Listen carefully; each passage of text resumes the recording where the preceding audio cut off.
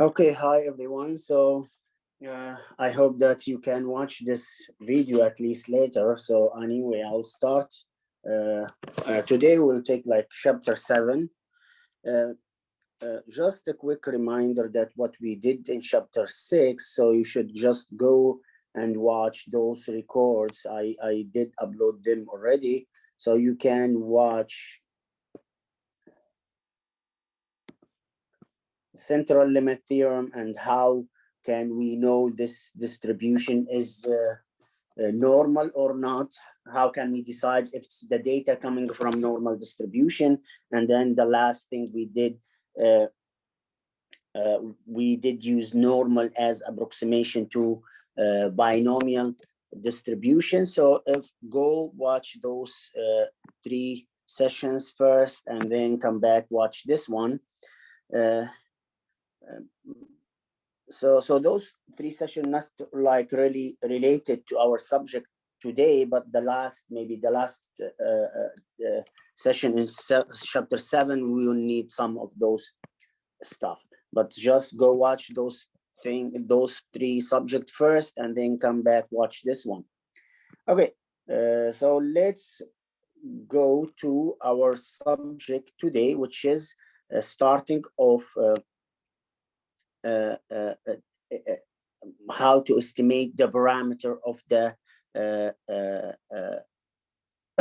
population size. Okay, so we will do this subject today 3 times. So if you understand the first one here, this is exactly the same procedure. So if you understand the first one, then it will be so easy for you to understand the second and the third one. So just focus on the first one. Maybe I'll spend more time in the first one, and then I'll be faster in the second and third one.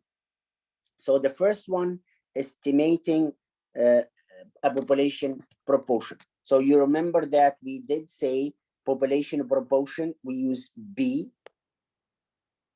uppercase B, and then we use the statistic B hat to estimate this one. So we use B hat to estimate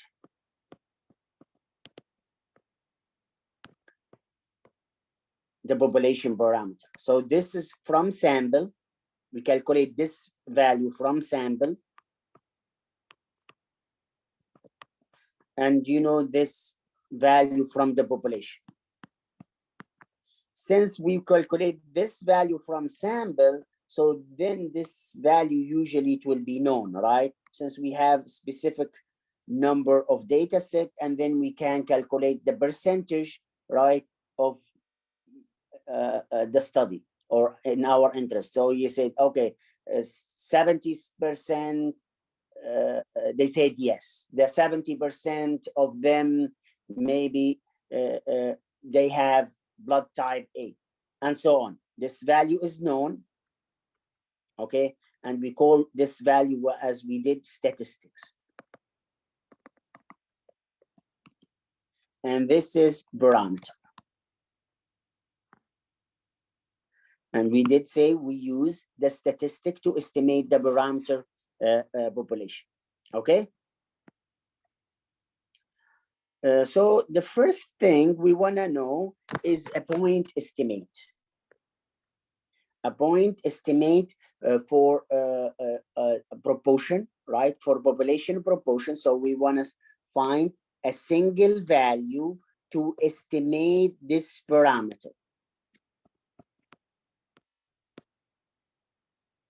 with just only single value.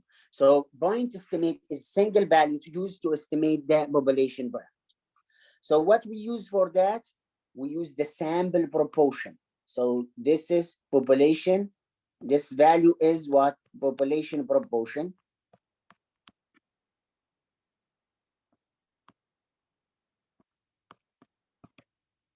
And we use B hat, which is the sample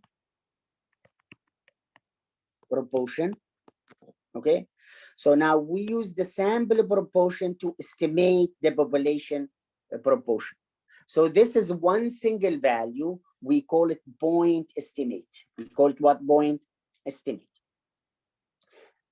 And as you remember, we did say expected of B hat equal to B. That's mean this estimate is unbiased estimator. Yes, here. It's unbiased estimator. So when we can say the estimator is unbiased if the expected value of the statistic equal the actual value of the parameter. Okay, so if we find this one, then we can say this estimator is unbiased estimator, which is we can say that like what if we sketch down maybe here. This is the value of parameter. And then if we start to taking a sample, we will find all those values more and more as we get closer. So those statistics targets that the population proportion B, all right? So let's see this, this question here.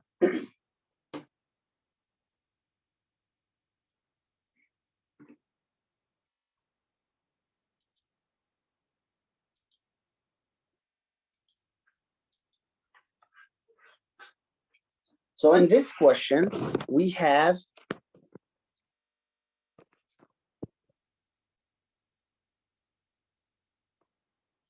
the sample size is 1487. So here we can say N equal 1487. And then were surveyed and 43% of them, so the value of our percentage B, 43%,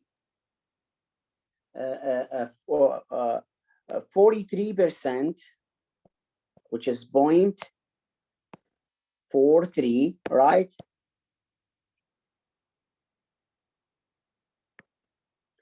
B will equal 0.43 of them said we have Facebook page.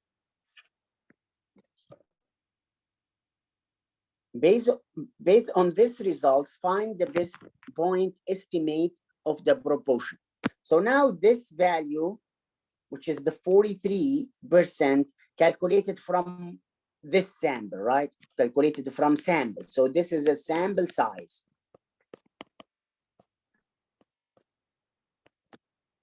Since this value calculated from sample, so we call it B hat. Okay.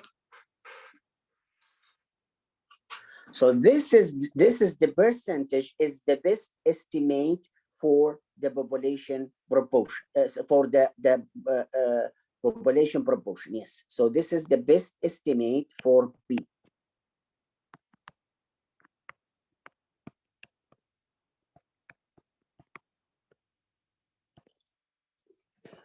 Which is here. We know that we did know that since expected B hat equal to P, the sample proportion is the best estimate for the population proportion, then the best estimate is the value of B hat. So this one should be B hat equal to, the best estimate for B, sorry. Yes. So the best estimate for B is B hat equal to 0.43%. Okay.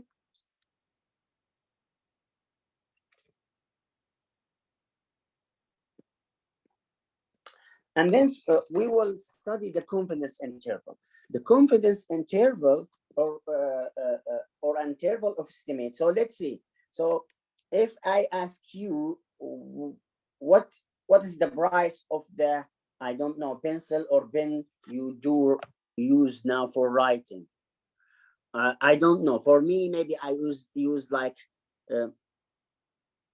Apple Pencil, which is, if I ask you estimate the price for this pencil, maybe you will say like $90, right? or maybe you'll say like 100,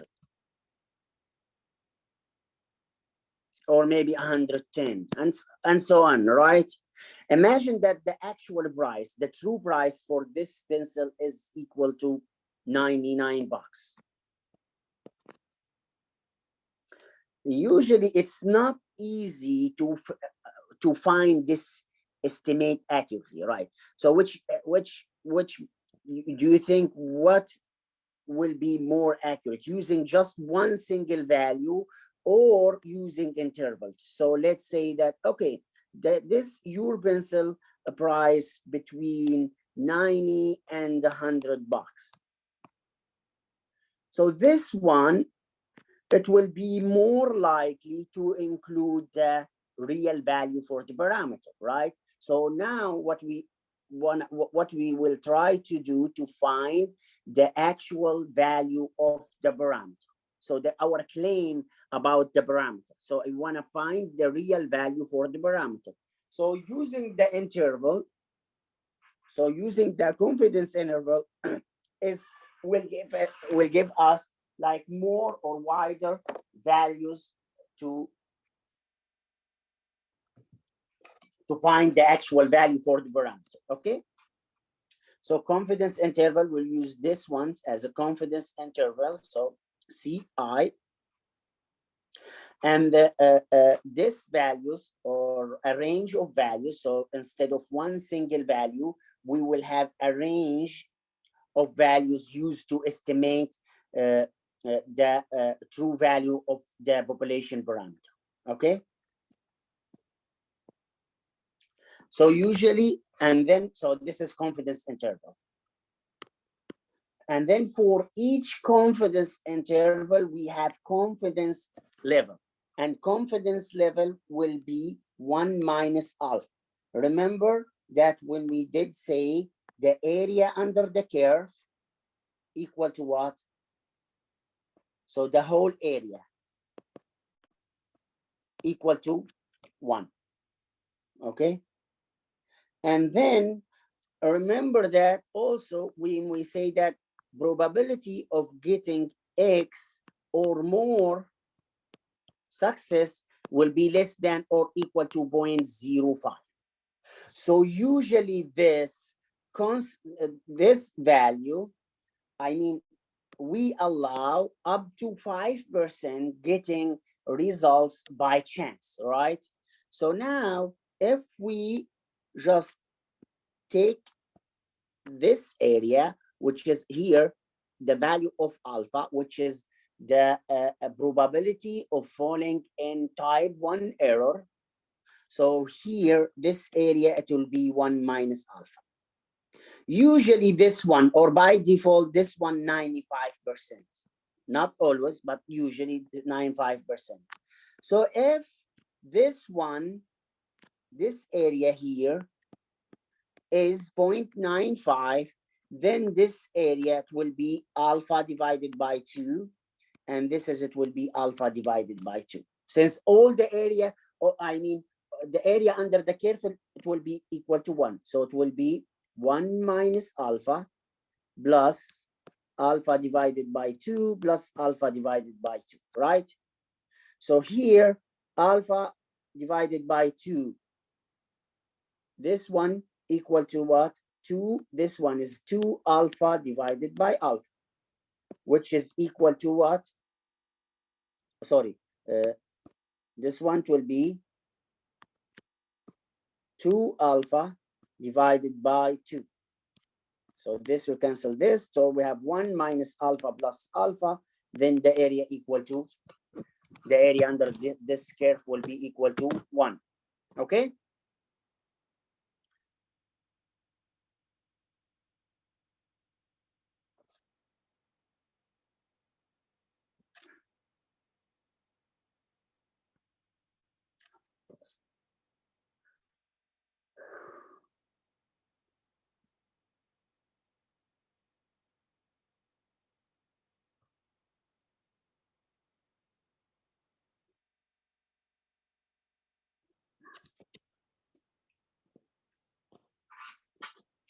So usually the value of confidence interval will be 1 minus alpha equal to 0.95.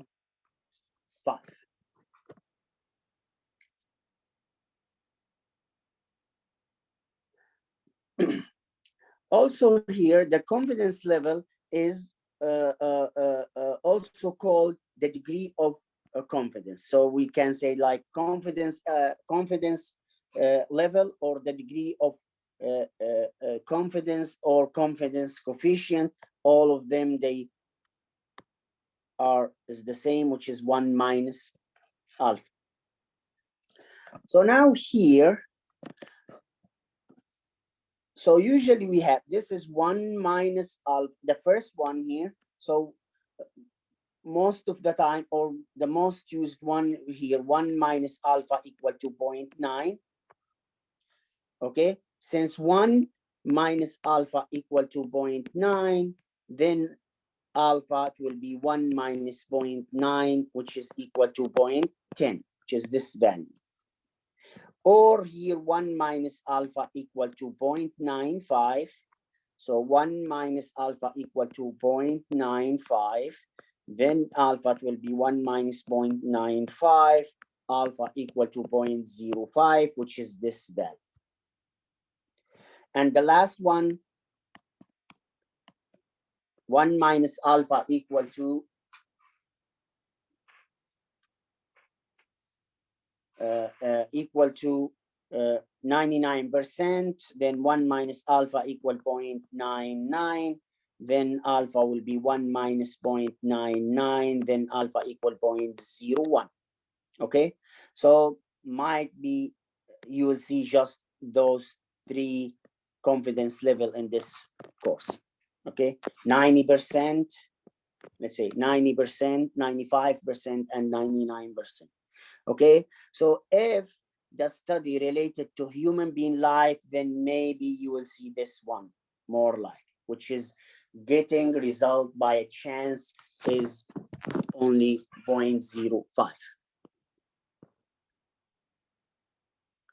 Okay, so now if we have this confidence interval, how can we read it or interpret this value? So we say that, okay, we are 95% confident that the interval from 0.4 to 0.455 actually does contain the true value of the population parameter. So we say that, okay, this value, which is the population parameter,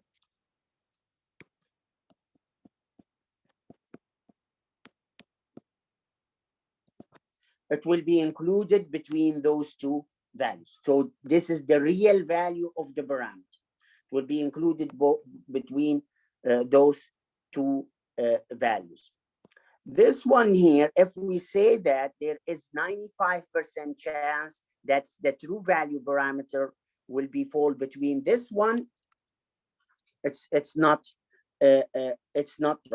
Not a chance, it's confident, right? 90% confident. Okay, and then maybe also this one, which is 95% of samples proportion will fall between. So it's not the sample proportion, it's the population. It's not, we are looking for the claim about the population parameter, which is population proportion P, not B hat. So this one is B hat, but we are looking for, or the claim about this value, which is P. Okay, so now what the idea is, what the idea, if we take sample 1 and then we calculate the proportion B hat, and then we find the confidence interval B between some values. Okay, and we did it, which is this, the first one. And then we take sample 2, calculate B hat 2, calculate the B, which is let's say B hat minus margin error and B hat 2 plus margin error, right? And here we'll see it in a second how to do this one. So it will be B hat 1 minus margin error and B hat 1 plus margin error. So now we are that our claim about this parameter and so on. So if we do repeat this one, from each 100 confidence interval, we will find only 5 does not include the true value of the parameter. So this is the true value of the parameter here. So if we do this 100 times, then just only 5 of them, they will not include the true value of the parameter, population parameter. And then we say that we'll find the definition of critical values. Okay. So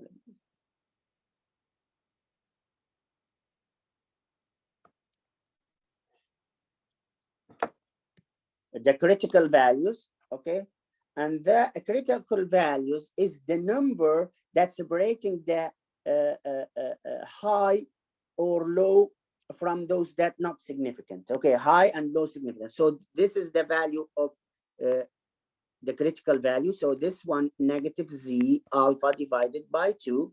And remember, we did say that normal distribution is symmetric distribution. So we know that this area and this area is exactly the same, okay, which is this is the area. So the value of this area equal to alpha divided by 2, and the value of this area equal to alpha divided by 2. And what about this area? So this area is 1 minus alpha.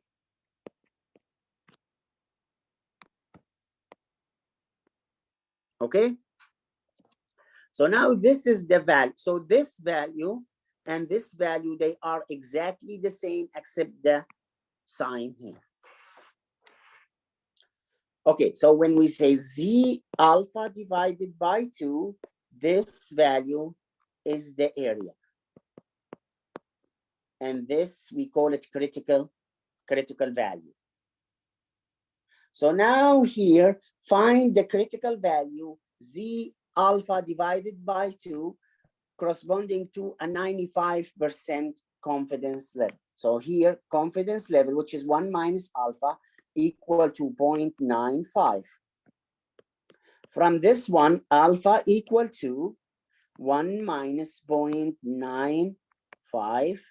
Then alpha will be equal 0.05, but we need alpha divided by 2. So alpha divided by 2 equal to 0.05 divided by 2, which is alpha divided by 2 equal to 0.025. So this is the value. Okay. So now if we say that Z alpha divided by 2 equal to Z 0.025,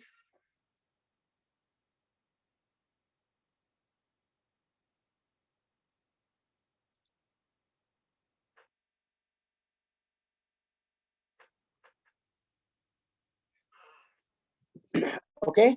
So now remember here, we say that the Z-score with the property that it is border separating the area, alpha divided by 2 to the right, alpha divided by 2 to the right. So this will be like this.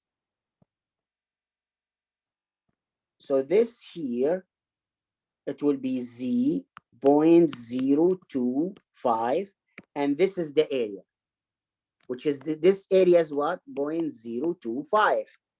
The area to the right.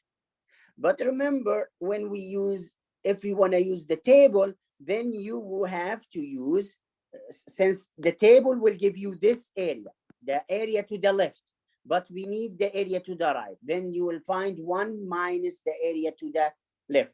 But using technology, you can right away find this value. So it will be, if you go to stat disk, so let's go to stat disk here, and we go to analysis, probability distribution, and we go to normal distribution, and we have this is area. They said cumulative area from the left. So if you want to do it from the left, it will be what? It will be, since this is the area to the right,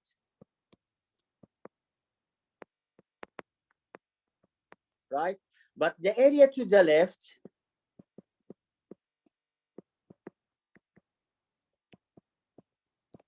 will be 1 minus the area to the right, which is 0.025. Then it will be what? 0.975.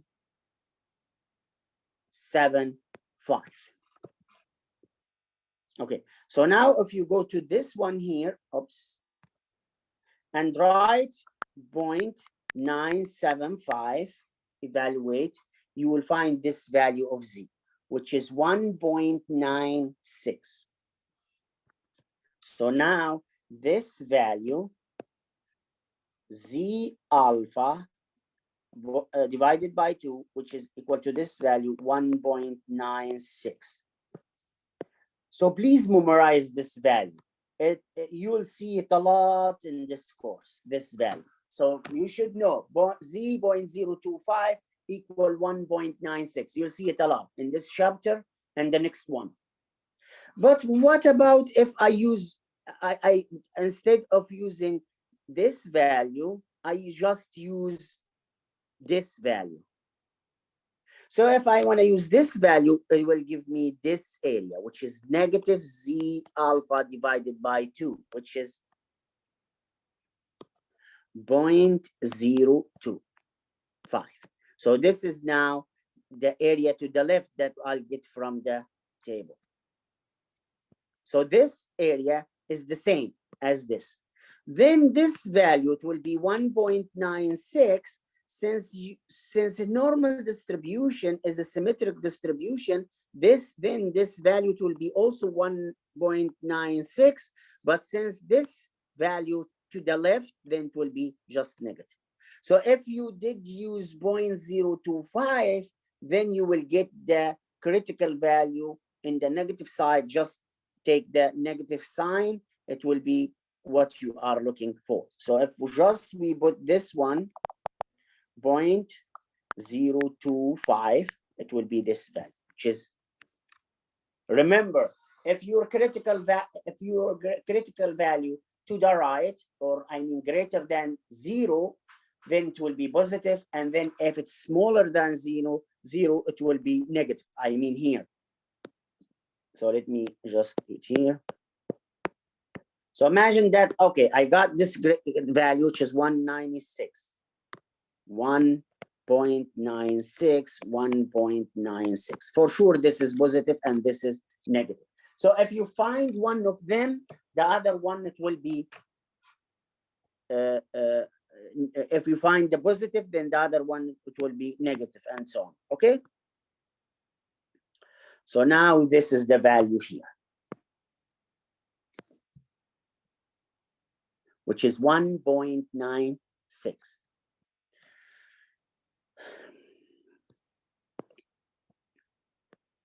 Okay, say here, then this is the value. So 1 minus alpha equal to 0.95.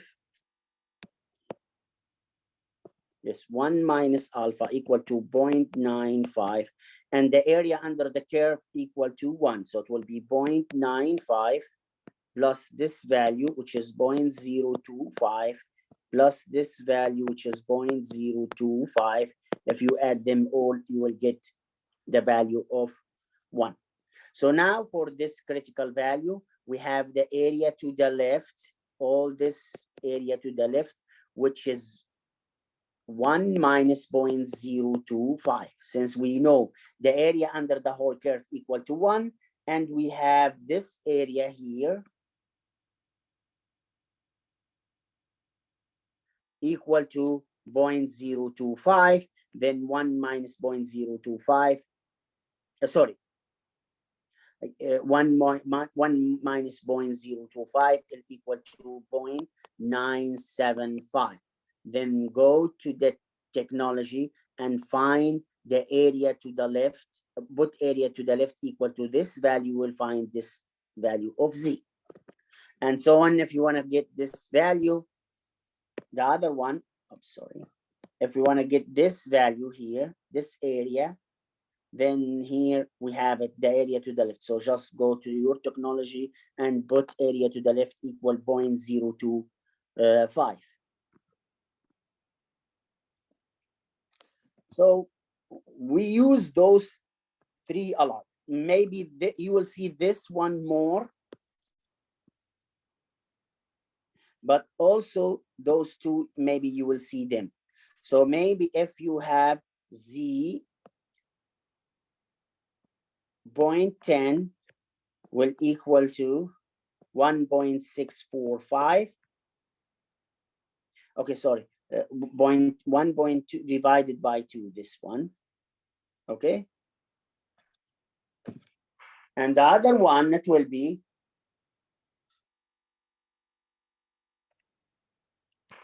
so here we can write it as, maybe let me write them here. Here.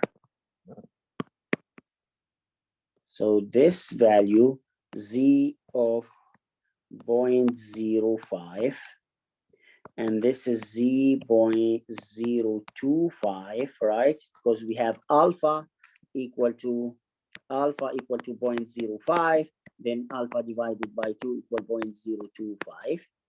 And then the third one, it will be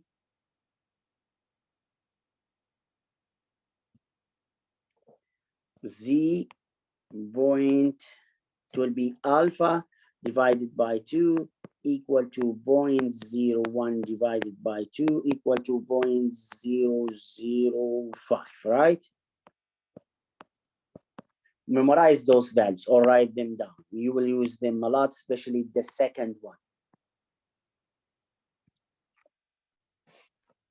Okay, so now right away when I say that Z 0.025, you don't need to go to spend a time finding this value. You know this value equal to 1.96. And then the margin of error. Okay, so the margin of error is, we can call it the maximum error to estimate. The maximum error allowed to estimate. So now if we have B, and we will use, so this is proportion, population proportion, and we want to use the proportion, sample proportion, right, to estimate this value, which is the best point estimate. Then we allow up to this margin of error. Okay, so if this is the actual value of our parameter, or this is like B hat, because we use B hat to estimate, we use B hat to estimate B. So now this is the value of our B hat, which we use it to estimate this value, and then we allow here B hat plus margin error, and here B hat minus the margin error. Okay, so now this is the maximum error of estimate. And how can we calculate this one? Let me see. Yes, so we have space here, so I can. So this is the value of margin error. So now see this one. So this E is the margin error, Z is the critical value, and B hat and Q hat, those the percentage calculated from sample, right? And then this is the sample size. So let's see how we find this value. So this is not really required to understand, but just I'll give you the idea how do we find this value. So we did say probability that we are getting Z between those two critical values, negative Z alpha divided by 2 and Z alpha divided by 2 equal to 1 minus alpha percent. Okay? And then the value of Z, this value of Z, if we want to use a proportion, this Z will be B hat minus B divided by B hat Q hat divided by N. So still those negative Z alpha divided by 2, Z alpha divided by 2, right? Equal 1 minus alpha percent. So now remember, this is the population proportion, and this is a standard deviation of proportion. This is from sample. Since we don't have it in the population, so we'll use the estimated value from sample. Okay, now, but our claim about this, the claim about the population parameter. So we need just the population parameter in the middle of in this inequality. Everything else will be taken to the right and to the left. So let's see what we can do. Let's just make maybe some space here. I know it take some time to do this, but I'll do it just here for the second two. So if we multiply both sides by square root of B hat Q hat divided by N, and here it will be the same idea. B hat Q hat divided by N. And here, if we multiply by the same number, we will cancel this one out. And then we will take this B here and here too. So we did the first one, we take this one here and here. So now if we take it, it will be negative. So if we take B hat to other side, it will be with negative sign. Well, negative B hat minus Z alpha divided by 2 times B hat Q hat divided by N. And we have negative B here, and the same it will be negative B hat plus Z alpha divided by 2 B hat Q hat divided by N. This is equal 1 minus alpha percent. But also now our claim about B, not negative B. So we multiply by negative sign for everything. So it will be, if we multiply by negative sign, the first one will be B hat plus Z alpha divided by 2 B hat Q hat divided by N. What happened to this one? Also it will be greater instead of less than, it will be greater than, will be B, and here also it will be B hat negative. This is when multiplied by negative sign, it will be negative. Z alpha divided by 2 B hat Q hat divided by N, it will be 1 minus alpha percent. Okay, but just let's put this one in the right. Oops. Here.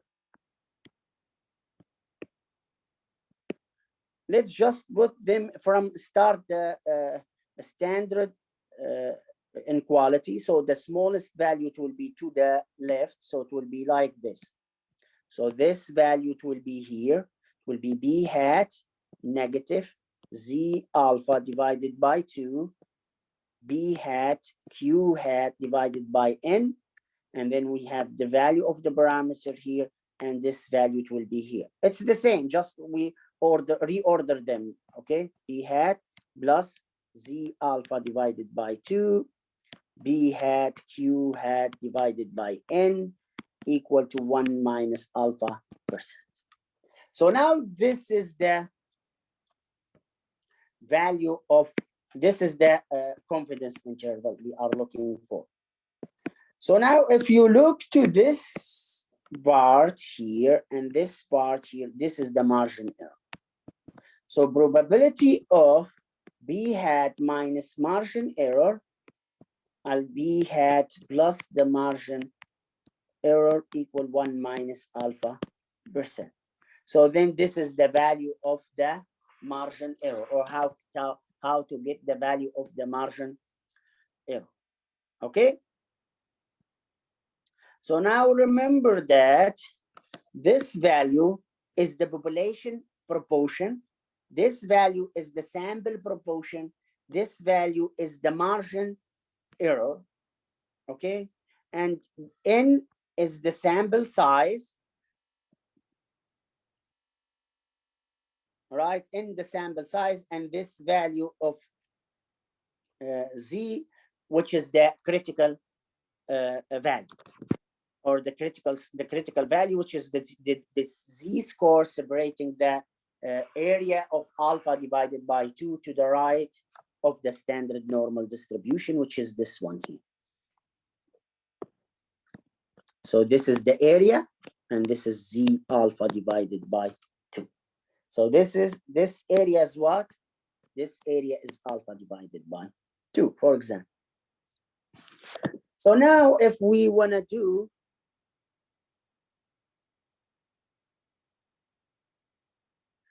okay, now if let me see the comments, since I'm sharing my screen, so it's not easy to see the comments. So let me just a second read your.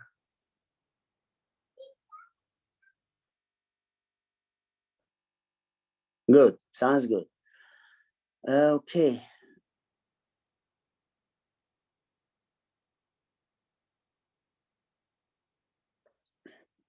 So now if we want to do like confidence interval, or to find the confidence interval, we have to double check that we have a simple random sample. So we cannot use a convenient sample, as you remember in the first class, the like easy samples, or the easy taking samples, or convenient sample.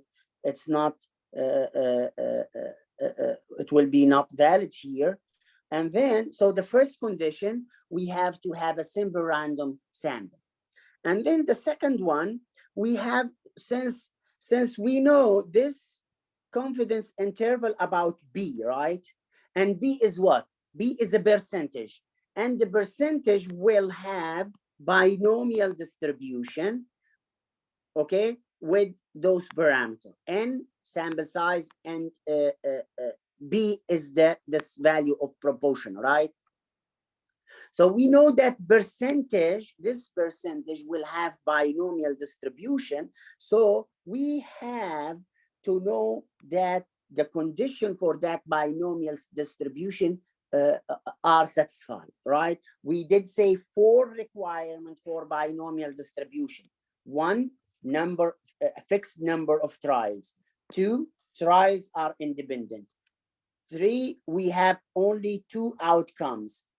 One, what we are interested in, and the other.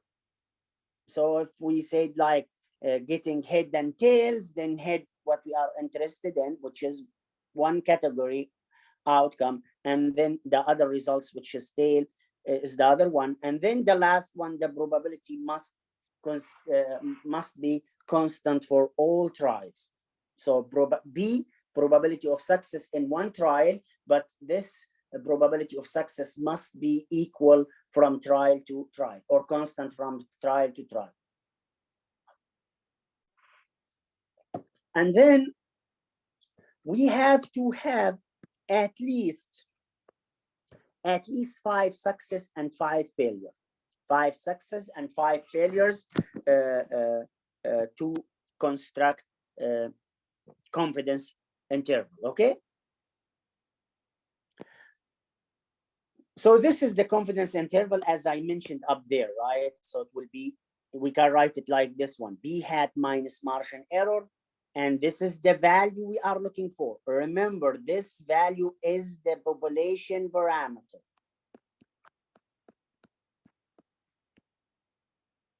and this value usually unknown. This value usually unknown. That's why we try to find the interval estimate for this value. So this value here, B hat, we calculated from sample. And this margin error, we calculated using this formula. Okay, so now we can represent this value or this interval as this one. So it will be like this. One of those three cases. It will be B hat minus margin error, B hat plus margin error, or as a point, which is this one, from this value to this value, or we can write it as B hat plus minus margin error, since normal distribution is symmetric distribution. So you can use one of those to represent the confidence interval. So if you have confidence interval rounded up to 3 digits, okay, 3 digits, and the question, they will tell you how many digits they need. So just don't worry about this one too much. They will give you round up to 3 or 4 or 2. So now what's the procedure? The first one, we have to make sure that everything we did say previous is valid. So we have to, here, we have to, the sample size must be simple random sample, the requirement for binomial distribution. Also, we have 3 success and 3 failures, at least 3 success and 3 failures. And then the second one, we try to find the critical value using technology or using table. I'll show you how to use both of them to find this critical value. And we did, and last week we did, but I'll do it again today. And then we will find the margin error, find the value of margin error. And the last step, we will take what? B hat minus the margin error and B hat plus the margin error to find the confidence interval, right? Which is this one. We'll find B hat minus and B hat plus the confidence interval, and then round the confidence interval to up to 3 digits. So let's see now this example here. So now here in this example, we have N equal to 1487 adults, right? So this is the sample size. And we have B hat equal to 0.43. So 0.43 or 43% of the they have from those adults, they have Facebook page, right? So now let's look to this one first. Let's see. So now we have this sample size, and we can consider this as simple random sample because it's a like survey, right? Gallup poll is a like survey, so we can consider this one as a simple random sample.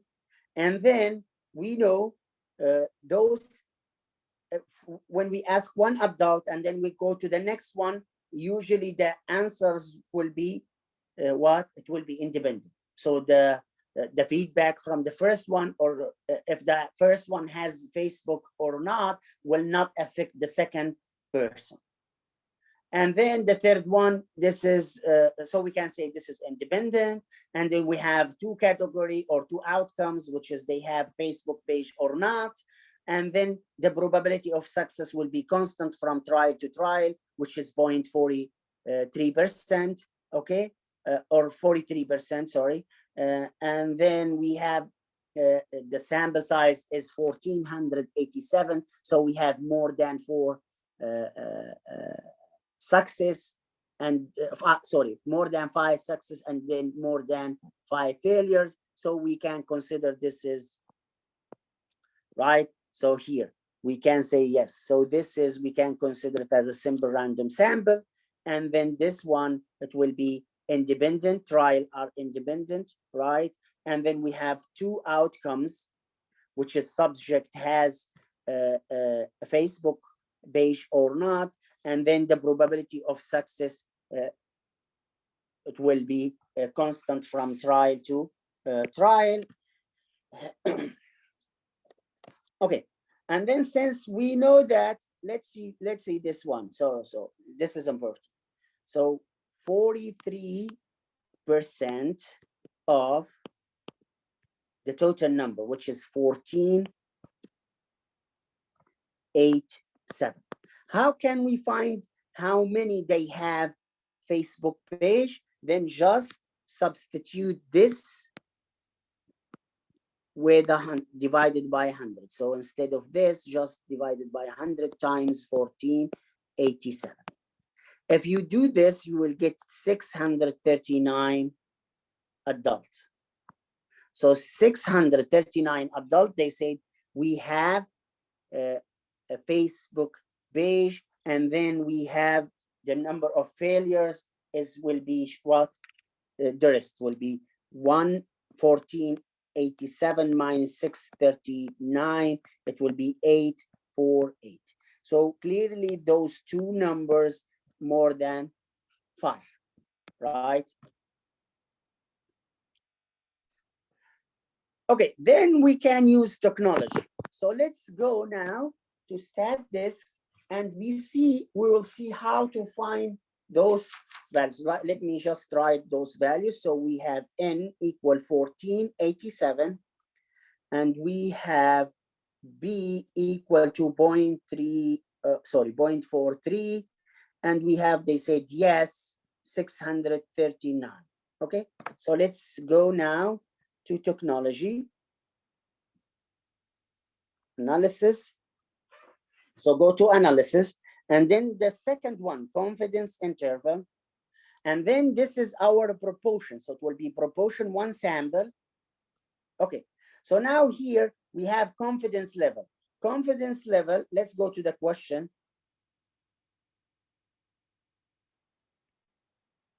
Oh, so they said here, find the margin.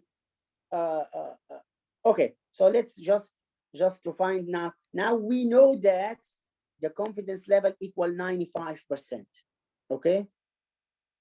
Oops.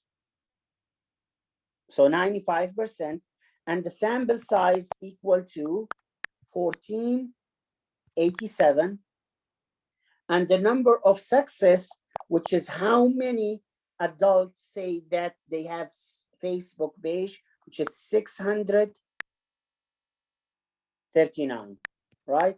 Evaluate. So this is the confidence interval. So now the margin error, look, the up there, the margin error E equal 0.025, okay? And then the confidence level, which is the confidence interval using normal approximation, is between, it will be 405, right? We use 3 digits. This one, this value here, 405 up to 455. So let's go back here and see what we have.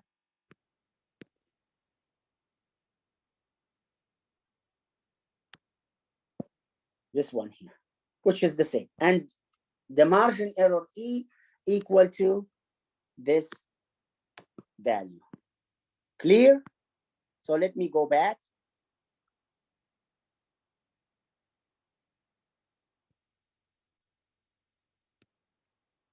So again, we go to analysis, and then the third one is confidence interval here, and then proportion one sample, and then we have confidence interval equal to confidence level equal to 9.95, and the sample size equal to 1487, and number of adults, they say yes, we have Facebook page 639.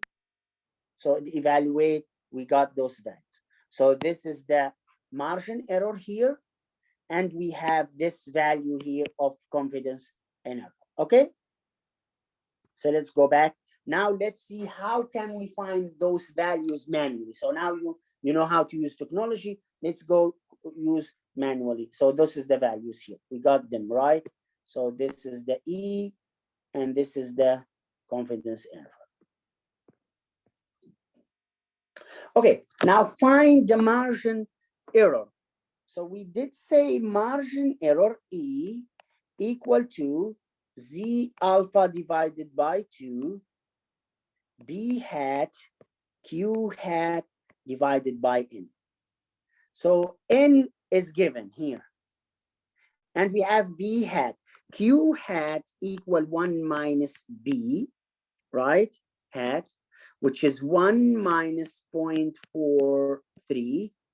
So Q hat will be equal to what? 0.57. Okay, so we have this, we have this, we have this, we still need this value. So now we have Z. So let me show how to do this one. So we have confidence level equal to 95%. Then 1 minus alpha will equal point. Let me write them to the side here maybe. 1 minus alpha equal 0.95. Then alpha will equal 1 minus 0.95. Then alpha will equal 0.05. Then alpha divided by 2 equal to 0.025, right?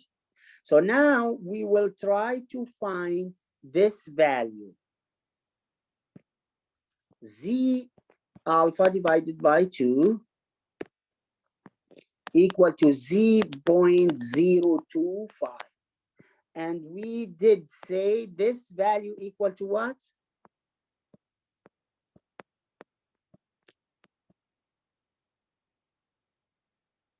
1.96. Okay, you will see this value a lot, so just memorize. Okay, now we have everything, right? So this time we have everything. So let's see. E equal to Z, which is 1 minus 96. B with B hat, which is 0.43, and Q hat, which is 0.57, divided by N, which is 1487. Okay, if you do this, you will find the value of this margin error equal to what? Let's see here. So this value will be equal to 0.0251636. And we did say round it up to 3 digits. So this value will be equal 0.025, which is exactly the same value we did find using technology, right? Okay. So this is the first one here.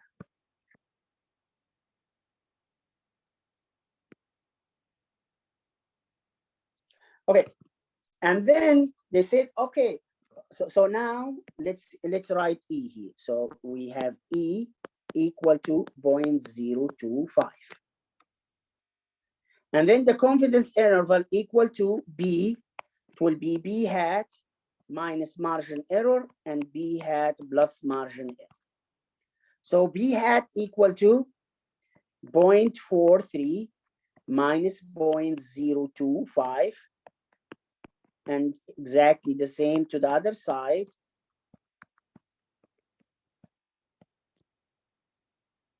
Okay, so now this value will be between the value we did find before, right? Those two values. So,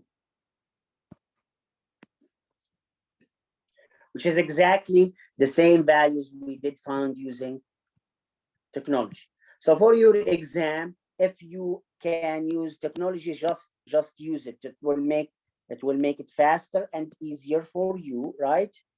But if you have to calculate it manually, then you know how to calculate this value manually, right? So this one. Okay. And then the last part here, they said, okay, based on the result, can we safely conclude that fewer than 50% of adults have a Facebook page, assuming that you are a newspaper reporter, write a brief statement. Okay, so now if you look here, both those values is less than 0.5, right? So if we say this is 0.5 here, and then confidence interval will be somewhere here, right? So this is our confidence interval. So yes, we can say that less than 50%. So let's see that the statement here. They, based on confidence interval obtained in part 2, it does appear that fewer than 50% of adults have Facebook pages, okay? Because the interval from, so the interval is both of them here less than, the interval is completely below 0.5, which is, we did say here 0.5, and this is our interval here, which is from 0.405 to 0.455. Okay. So if maybe the summary from that results or that study, we can say that 43 of adults have Facebook page. This is what? This is a point estimate.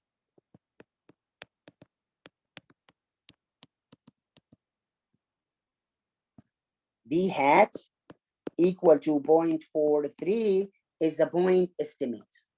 Okay, then that percentage, we got this percentage using the sample size of 1,487. Okay, in theory, we can say that 95% of such poll, the percentage should differ by no more than 2.5% from the area. So what do you think this value? This value is what? This value is the margin. So then the maximum number of the margin error will be just 2.5% from this value.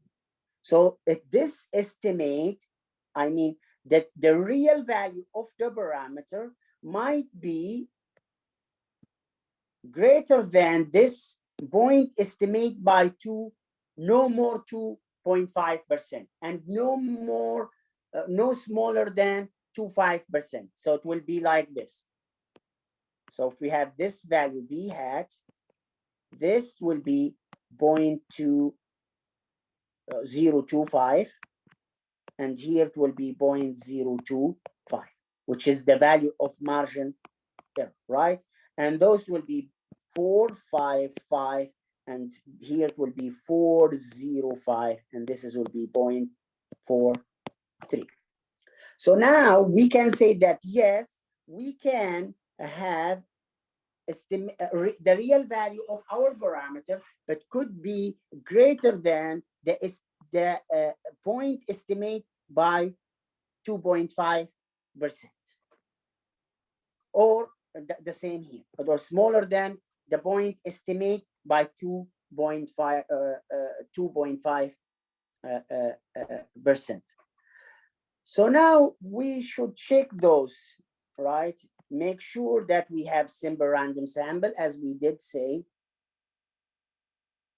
And then the 1 minus alpha, it should be given. But if not, this is the default value, So if they don't give you the confidence level, then just consider it as 0.95%. If not provided, then this is the default value. here. So the default value for alpha equal 0.05 if not given, and 1 minus alpha equal 0.95. So those values is the default values if they are not given to you. And then we should have a sample size also given. N is must be a fixed number, which is one of the requirement of binomial distribution, right?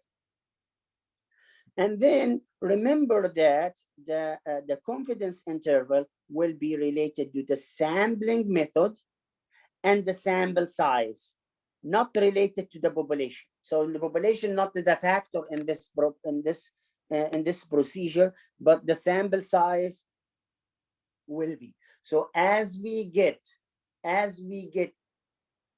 a higher sample size, then we will get more accurate confidence interval, or the confidence interval will be narrower. So if we increase the sample size, the confidence interval will be smaller, or the width of that confidence interval will be smaller. So if we have like, so imagine that we have here n equal, so n equal 100, for example, and we have this confidence interval. If we have n equal 1,000, it will be smaller. So imagine this is the estimated here b hat, right? The idea, as we get higher, or as we increase the sample size, as the value of b hat, it will be closer to b, which is the parameter population. Okay, as we increase the sample size, the point estimate will be closer to population parameter that we are looking for. So now, okay, good. Never think that the board results, the sample size percentage. Okay, so if b equal 0.01 or 0.00005, this is will not, this is a small percentage, right? This is a small percentage from the population size, then that's okay. This is will not be a factor. So the population size will not be a factor to say this is reliable or not, or so this sample is good or not. Okay, so let's stop here for a few minutes, and then we will finish this session. Any questions till now?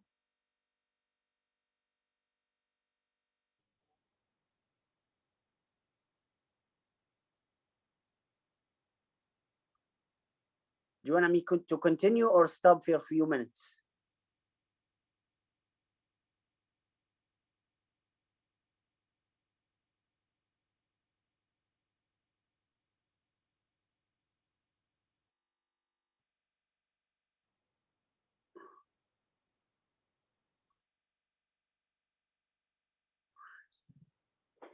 So let's just 5 minutes, and then I'll come back to finish.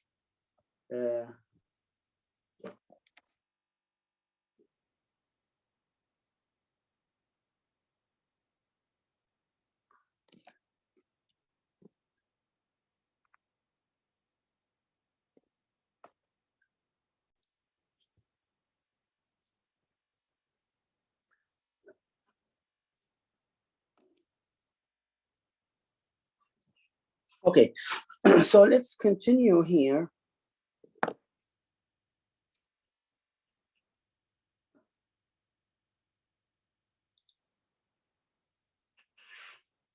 Okay, sounds good.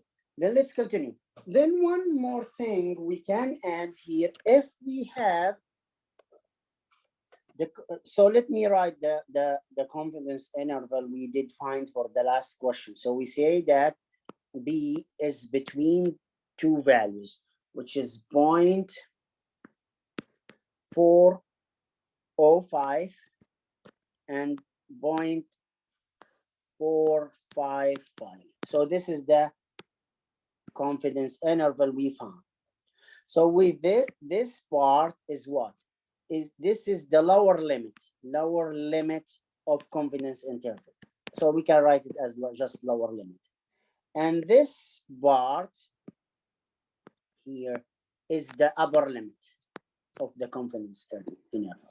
Okay, so if we have the confidence interval, we can get the value of our point estimate. So the point estimate will be the upper limit plus the lower limit divided by 2. So in this case, remember that in the same question, we have B hat equal to 0.43, right? And we have the margin error equal 0.025. We did find those values. All right? So let's see here. B hat will be the upper limit, which is 0.455, plus the lower limit, which is 0.405 divided by 2. If you do this, you will get this value, which is B hat will equal to 0.43, which is the same as this value. And then the margin error E will be the upper limit, which is 0.455 minus the lower limit, which is 0.405 divided by 2. If you do this, we'll get 0.025. Why? Let's see here. So this is the lower limit, and this is the upper limit, and this is the value of B hat, sorry. Okay, so now we have this value equal to 455, and this value is 405. So now value from here to here, this is E. This is error, right? So now if we add the value, the range from here to here, so this is the value of range, right? The up there is range, which is the max minus minimum. The max minus minimum is the value of range, which is from here to here. So this is the range. The range equal what? Equal to margin error. The range equal, this is E and this is E, right? So the range equal to margin error, so 2E. And then if we got this area, this distance from here to here is just E, which is why we divide by 2. So we have this from here to here, 2E. When we got this one, it will be give me the distance from the up to the estimated point of proportion. And the same for proportion. So if we add minimum plus maximum divided by 2, it will meet at the value of B. Okay, so let's see this example here. They do another example here. They say, okay, there in this article is 71 subjects. So we have N equal to 71 subjects, 70 of them. So here we have the value of B hat will equal to 0.70.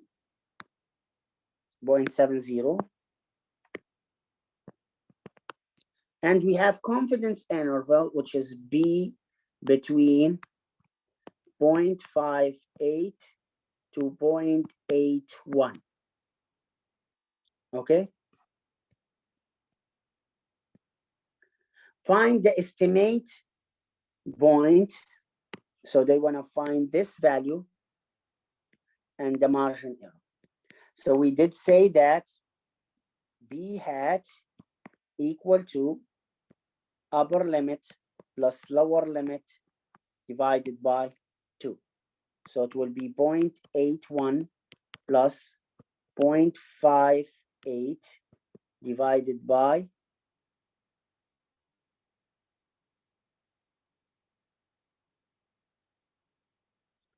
2.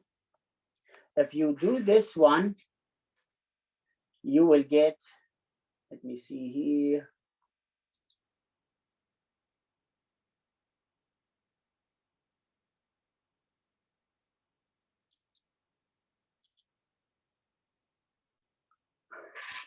Okay, so if you do this one, so this is the value, oh, sorry, this is a value of B. So they say it here, 70% assistant from smoking at 8 weeks. So this is the value of B. Then we have, okay, so let's see here. Then B hat will equal to 0.695. So this is the value of B hat, and E will equal to what? The margin error will be upper limit minus lower limit divided by 2. It will be 0.81 minus 0.58 divided by 2. If you do this one, you will get the margin error E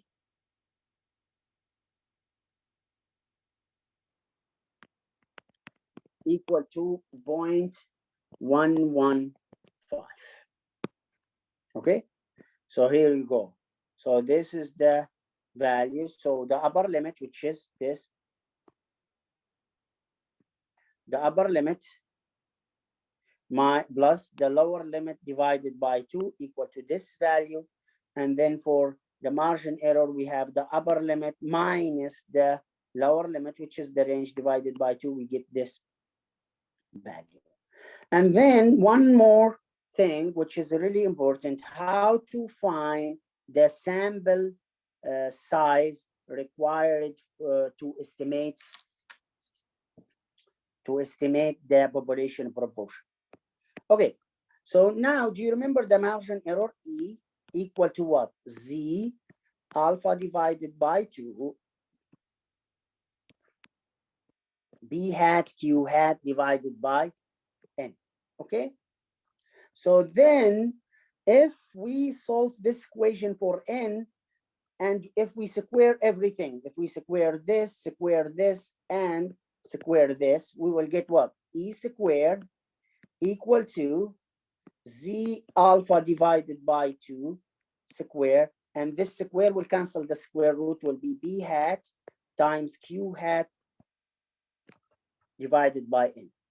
We want to solve this equation for N, so we want to N in the other side, so we times N here and times N here, so this one will cancel this one, and then divide both sides by E square.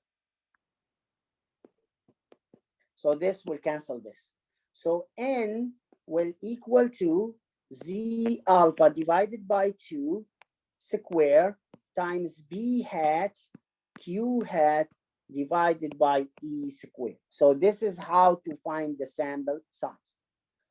If B, this value is not given, so by default, we will take this one equal 0.5, which is 50-50 chance.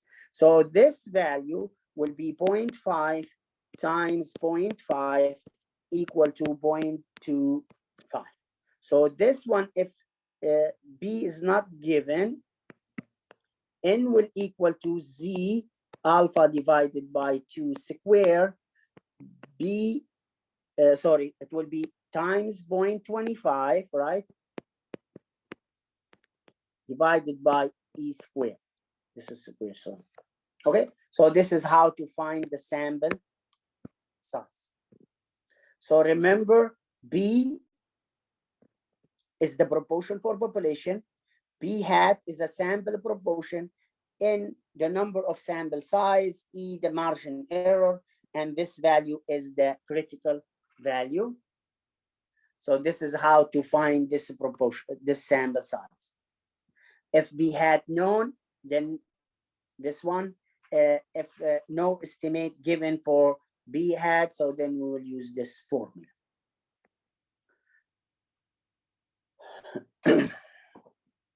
Okay. If we got n is not the whole number, imagine that we got n equal after we calculated from this formula, we found it like this, and we know n must be a whole number, then we round it up. So n will be 1068. All the time rounded up.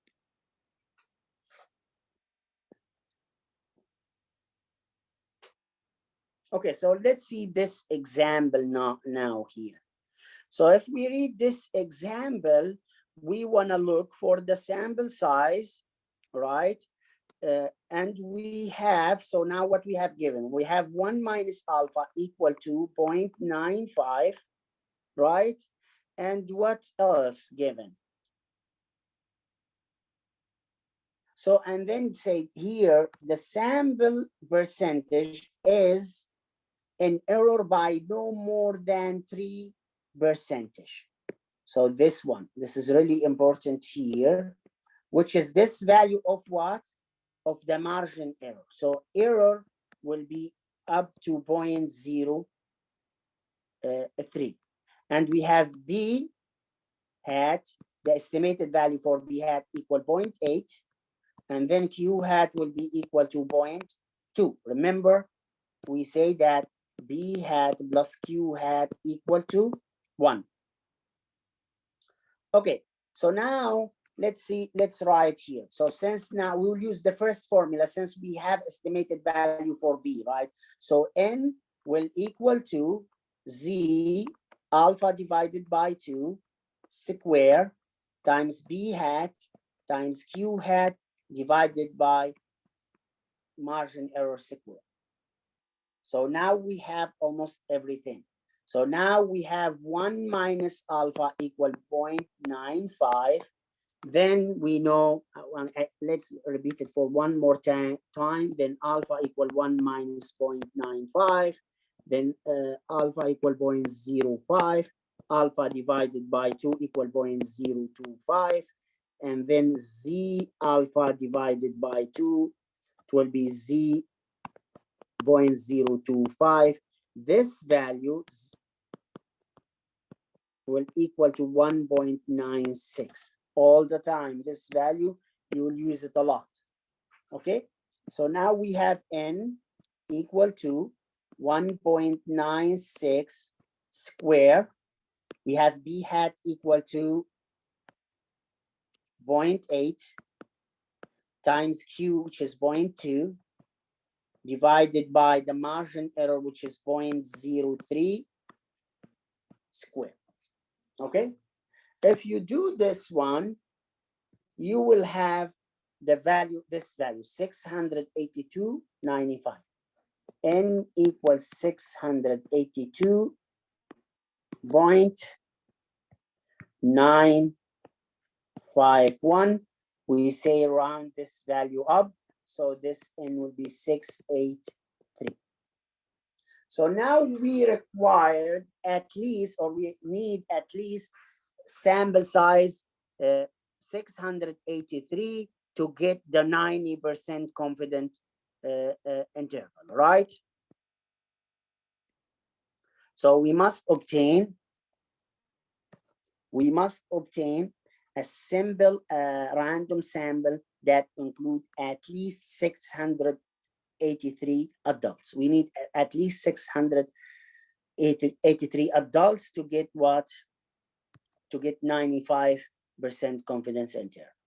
So now assume that we have no prior information possible for population proportion. So here we don't have any value for B hat.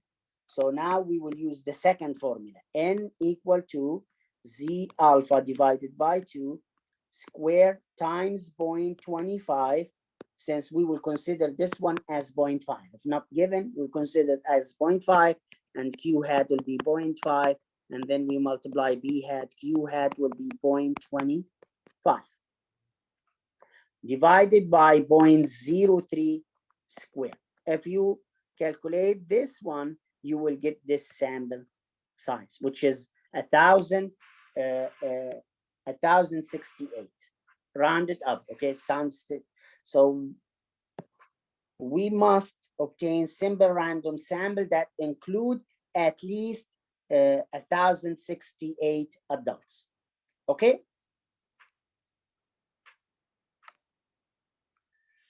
So now, no. So if you compare those results too, so if we have prior information about B, then we need 683, right? And then if we don't have any information, we need 1,000. So we see if we have no knowledge of the prior study, a larger sample size is required. So if we don't have any information, we need larger sample size. In general, the goal to study the whole population. If we cannot, it's better to get a larger sample size anyway. So, okay, if we have larger sample size, the results would be more accurate, and the estimated value of B hat, it will be closer to the value of parameter population. Okay, so for this one, we have like 2 or 3 other methods. We will not study them here in this session. So just we will go now to the next one. So for now, if you understand what I did say in the last hour, the second 2 hours, it will be exactly the same. The only difference, instead of proportion, we will use X bar. And then the next part, instead of X bar, we will use chi-square, and you will see the what chi-square is. So what do you feel till now? Are you okay till now, or do you hear me?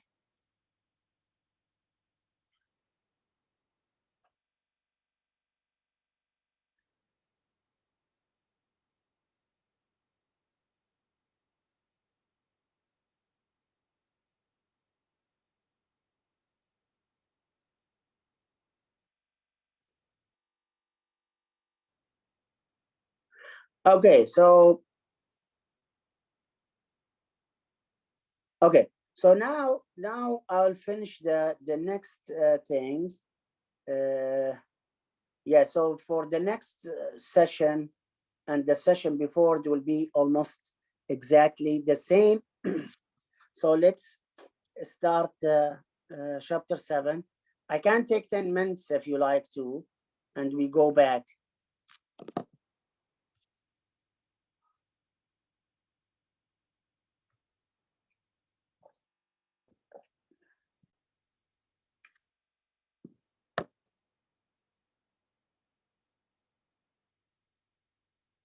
Okay, then let's go now. We finished the first one.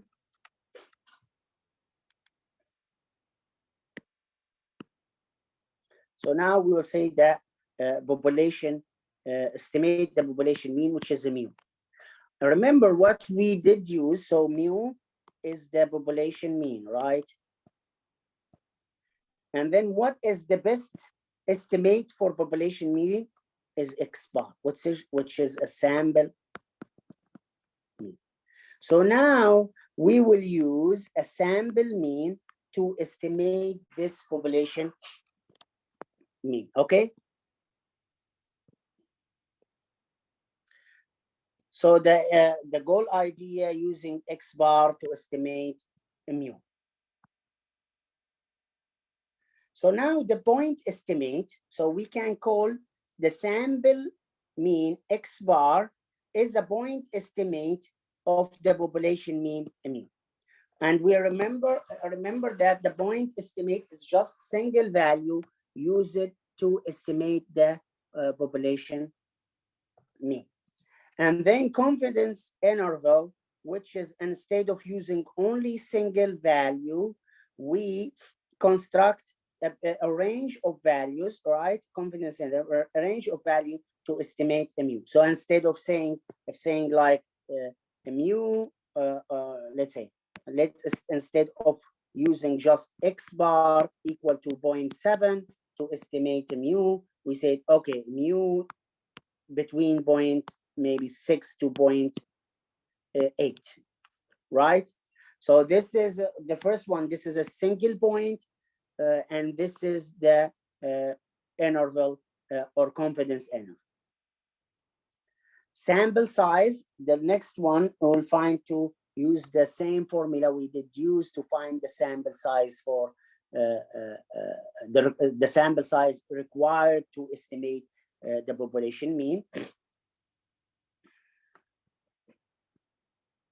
Okay, so now here we have a mu, which is a population mean, in the sample size, X bar, sample mean, E is the margin of error, as we said, and sigma, or sorry, S here is sample standard deviation. So what's the required here? There we have two required. The first one, the sample size, the sample is simple random sample. And then we need one of those two requirements. Either we have normal distribution or we have n greater than 30. If you remember in the central limit theorem, we say that we can say that any distribution tend to be normal distribution if we have sample size greater than 30, okay? Or the number of samples will be greater than 30. Sorry. So we have one of those. If they given us that, okay, we have a normal distribution, then just go ahead. If we have n greater than 30, then also go ahead. If n less than 30, then we have to check normality. We have to check if this distribution is normal distribution or not. So the margin error will be this value. So the same as we did find it. So E will be T instead of Z, T alpha divided by 2 S divided by square root of n. So by the way, if we have, or let's I'll tell you this one in a few minutes. I will not confuse you right now. So so this is the maximum, the value of marginal error is the maximum error allowed, right? So we say this is the confidence interval will be mu between X bar minus margin error and X bar plus margin error. That's all for today. So that's the goal, right? So now we are allowed to make errors up to the margin error E. Okay, and then the we have the confidence level also. We will say the confidence level 1 minus alpha equal to 0.95. Then alpha it will be 0.05 for example. Okay. And then the critical value. So the critical value is like this.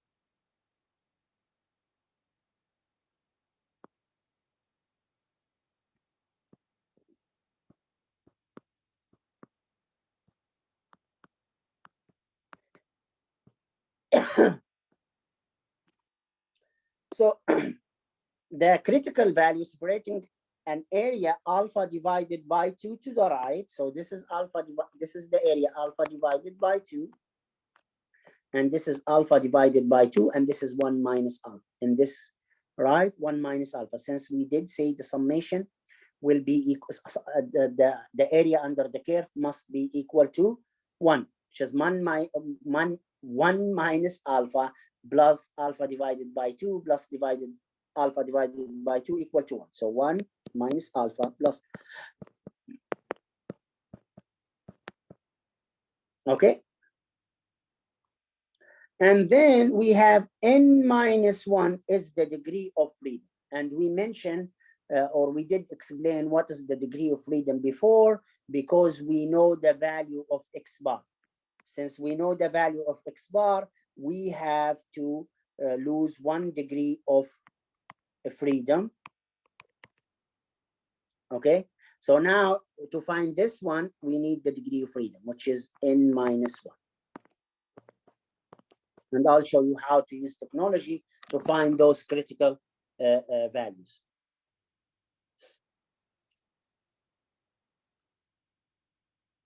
So this one, they said, okay, if you have original data, just use confidence interval limit to 1 more decimal place than use it in the original data. So this one, it will be given in the question. So now this is the student T distribution.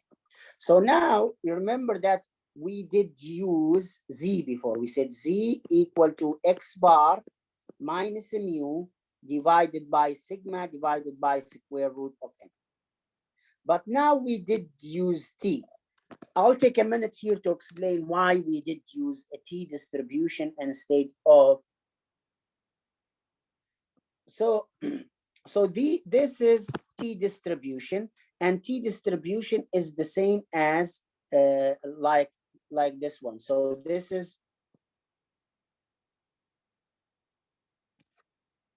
and maybe normal distribution be something like this. So this is normal or Z, and this is T. So both of them, Z and T, they have the symmetric shape. And as we increase n, the T distribution will tend to be Z distribution. Okay. If we have a large sample size, it's not big deal if we use Z or T. It will be almost the same value, and I'll show you in a second what I mean by that. Okay. So this T distribution, we use T because this value of sigma. So here, because we don't know the sigma, we use the estimated value of sigma instead of T. So if we use the estimated value of sigma, that's mean we will have more error. Okay? More error from the estimate, right? So usually when we use the estimated value of sigma, we will not get the actual value, this one. That's mean we will have more error that we will be covered using using T distribution. Why? Because you remember Z, it has a normal distribution with mu equal to 0 and standard deviation equal to 1. But T, it has a distribution with mu equal to 0, but the standard deviation equal or greater than 1. That's mean we will have more variation. And that more variation could cover the error coming from using this value. So if we have like Z alpha divided by 2 here, we can get T alpha divided by 2 and n minus 1 here. So it will be cover more, cover this area, more, like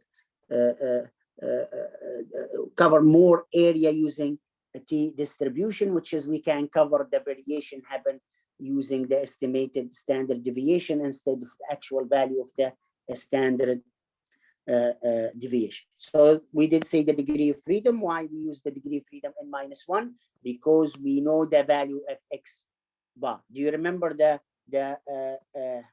examples that when I asked you to give me 5 numbers, and then we say this is okay, this is equal to 3. So we did say X bar equal to summation X divided by N, and we have 5 numbers, all right? So we have 3 equals summation X divided by 5 numbers. Then we have summation X equal to 15.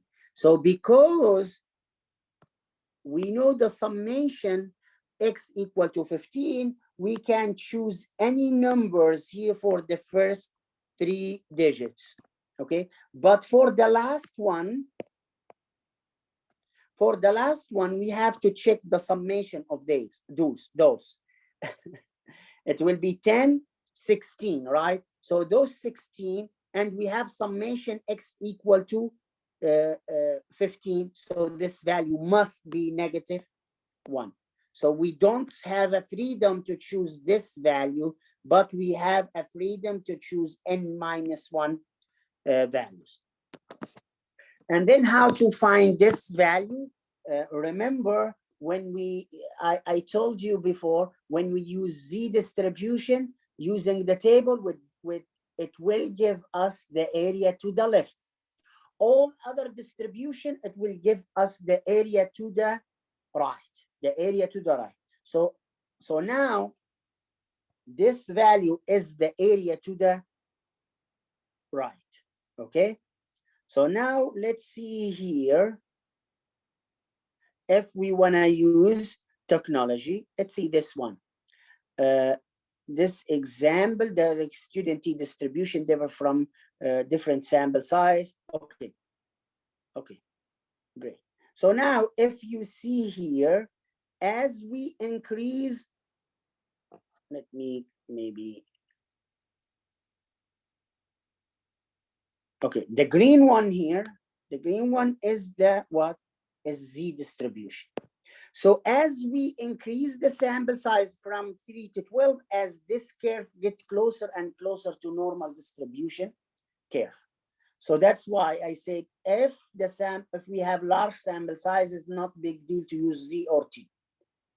But if the sample size is small, let's say that's smaller than 30, then it make different, or maybe the decision will be different.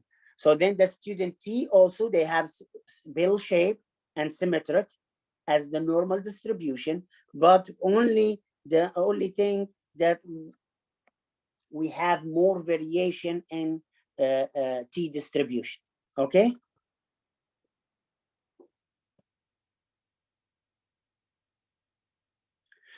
Here they said, okay, this T distribution is, or the shape will be, they have the bell shape and symmetric. So T distribution has the same general symmetric bell shape. Okay, but here the standard deviation,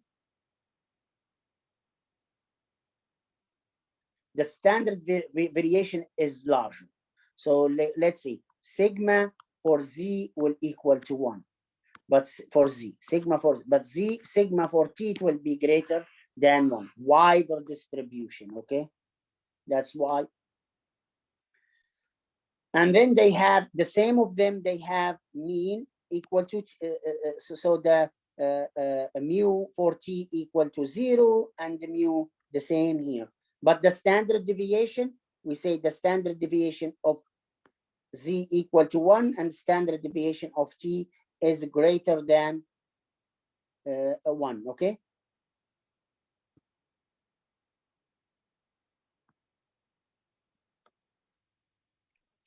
As we increase the sample size, then the student T distribution get closer to a standard normal distribution. Okay, so now what do we need? So the first thing we need, we have two requirements. The first one we have, either we the sample must be simple random sample, as we did say, and we have to have one of those two. Either is we have normal distribution, or n is greater than 30. If we don't have those two, one of those two, we have to check normality. Okay, we have to check normality. And then we calculate the T value using maybe technology, calculate the margin error. So the same as we did in the last session. And then we get, this is the confidence interval, which is, we can write it like this. This one, or this one, or this one. One of those three.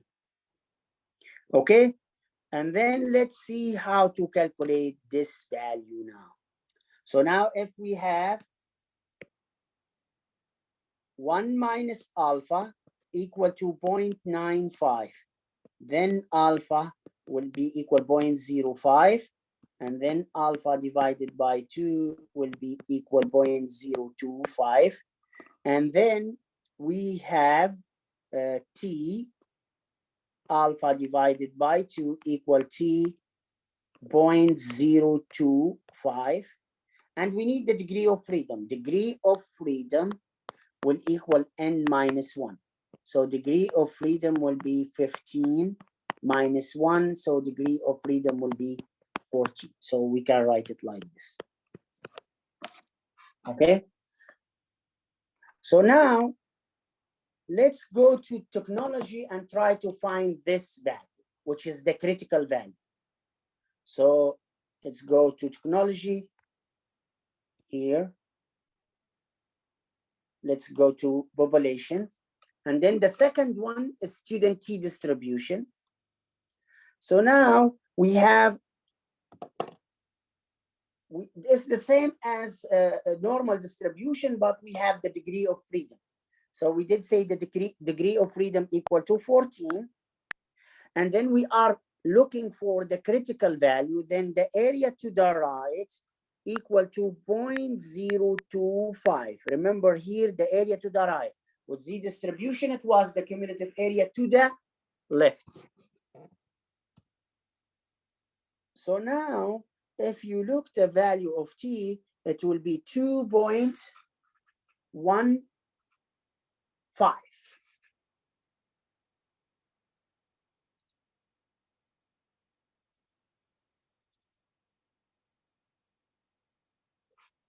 So the area here, it will be 2.15. Let's go back here.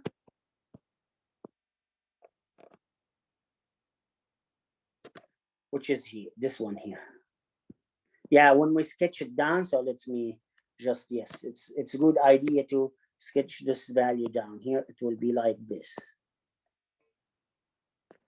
So now the area to the right, this one is 0.025, then T 0.025 and 14.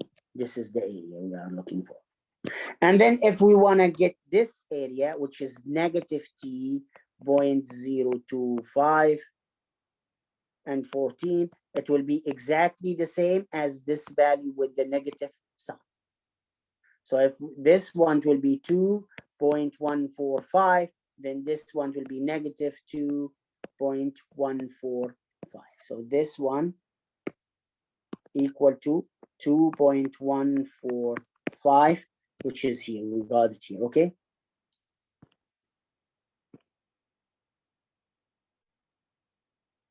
So this is using technology. I think I did have T distribution somewhere. Okay, I have it. So let's see here. So this is using technology. We got the same value. And then using the table. So now using the table, we have, so this, we are looking for this value, 2.025, and we have the degree of freedom equal to 14. So now we go to the degree of freedom equal 14, this one. This is the degree of freedom. This is from table. So it will be this one here. Okay. And we have two tails, which is this value here. So this is the value we are looking for. Okay. So now this is the degree of freedom. Go to number 14. And then here we have this two-tail test. It will be 0.025. So go down. It will be, this is the value we are looking for. Okay. And then also is the same idea. We can, if we have the confidence interval, right? We can get the value of point estimate. So X bar equal the upper limit plus lower limit divided by 2, and the margin error will be the upper limit for confidence interval minus the lower limit divided by 2. We did use, so it's the same as we did use at the proportion, okay? And then how to find the sample size. So this one, it will be, remember, proportion of Z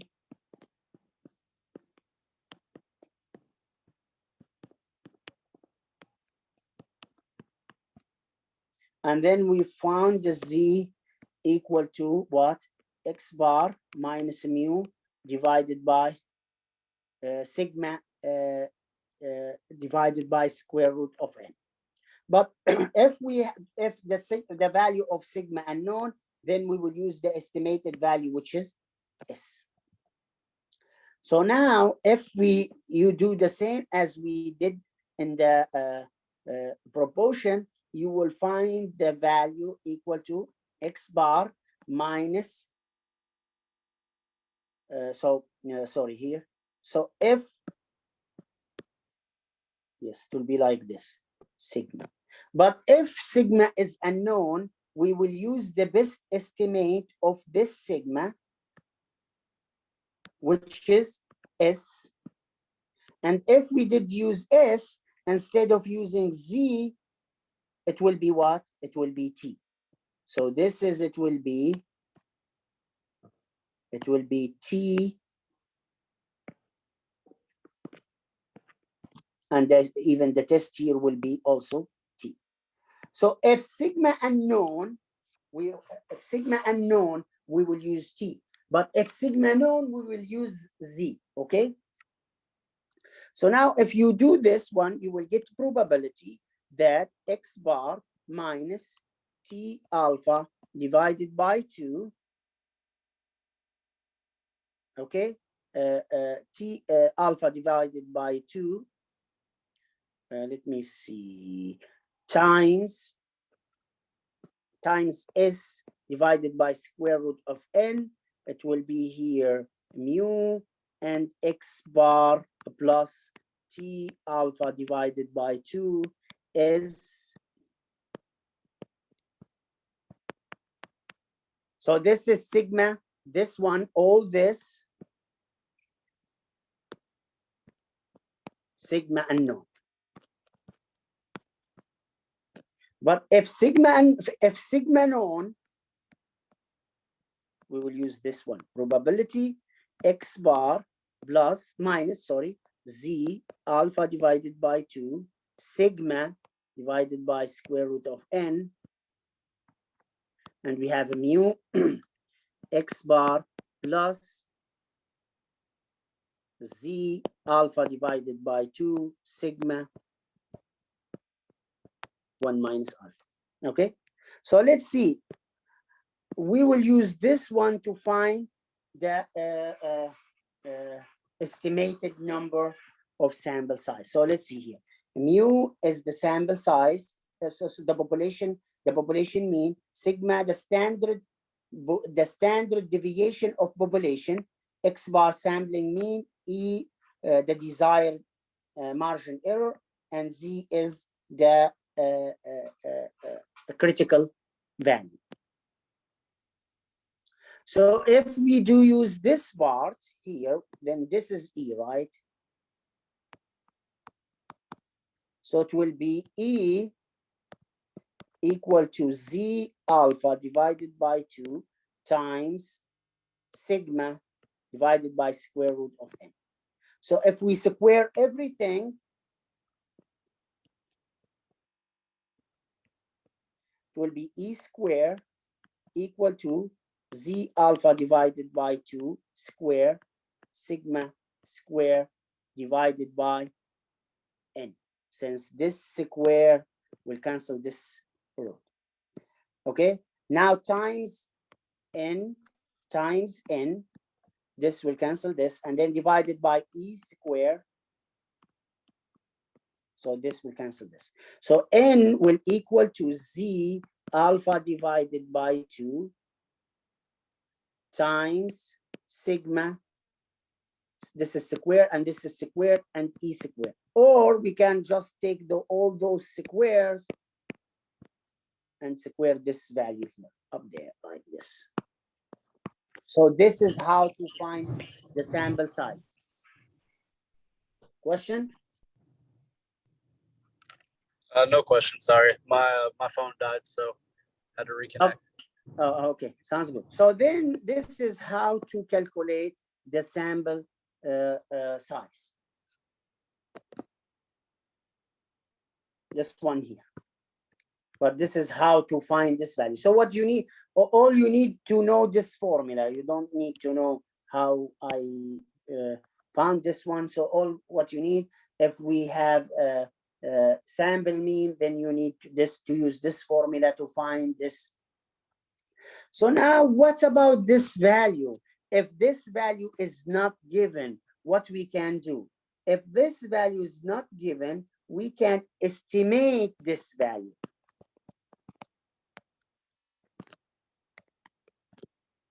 Okay, and how can we estimate this value? The first one we can use is sigma equal to, so this is what the first one. You can use one of those. Sigma equal to range divided by 4. And remember the range is what? Range is the max value minus minimum value in your data set divided by 4. So this is 1.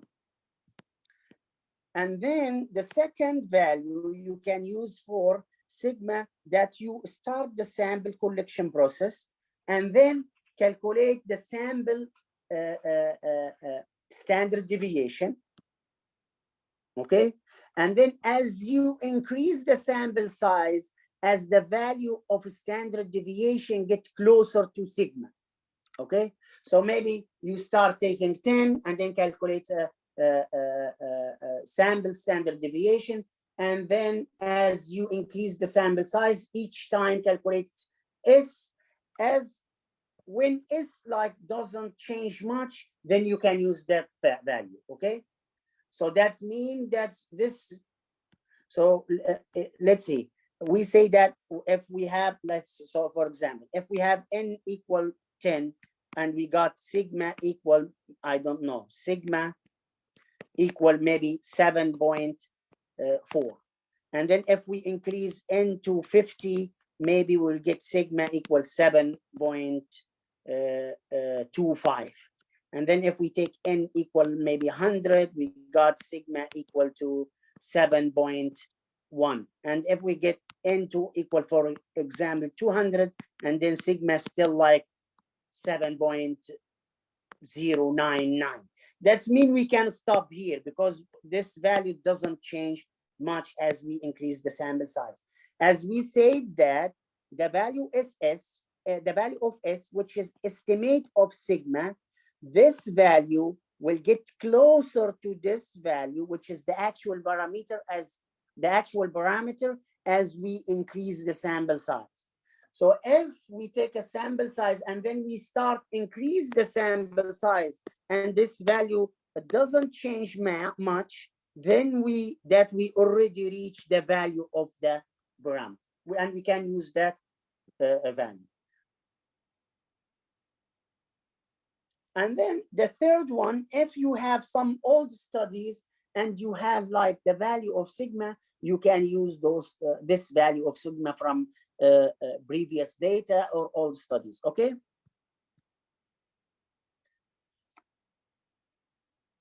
And then if you got like the sample size, remember, if you got the sample size n equal to 75.3, you round it up to 76. Okay. So let's see this example here. Assume that we want to estimate mean IQ scores for the population. So now we are looking for this value. Mean IQ score for population of statistical student. Okay. Of statistics student. How many statistics students must be? So now we are looking for the sample size. So the sample size unknown. Okay. Randomly selected IQ. If we have we have 1 minus alpha equal to 0.95, which is the confidence level, right?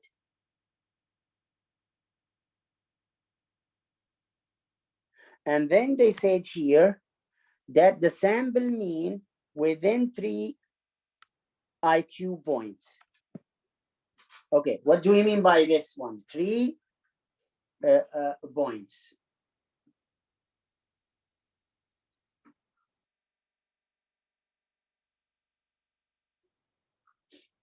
This is the margin error, right?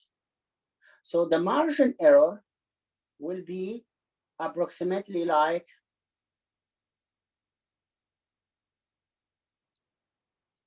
equal to 3, right? This is the margin error. So now we have E equal to 3.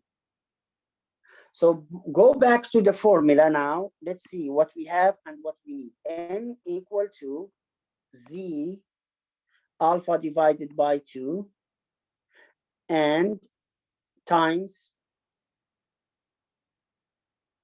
sigma divided by E all squared. Right? So now let's see what we have here. So we have alpha 1 minus alpha equal 0.95, and then alpha equal 0.05, alpha divided by 2 equal 0.025, and then Z 0.025 equal 1.96, and we did use this one many times, right?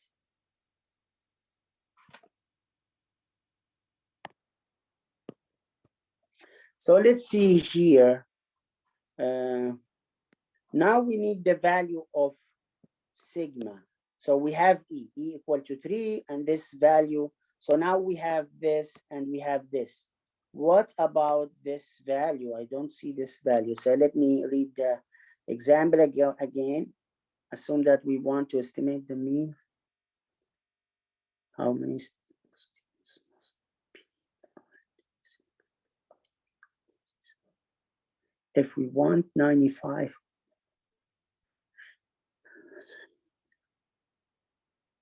Okay, so now we said three ways we can estimate the range, this value of sigma, right? First, we will use range divided by 4, but we have no range here, so we cannot use this one.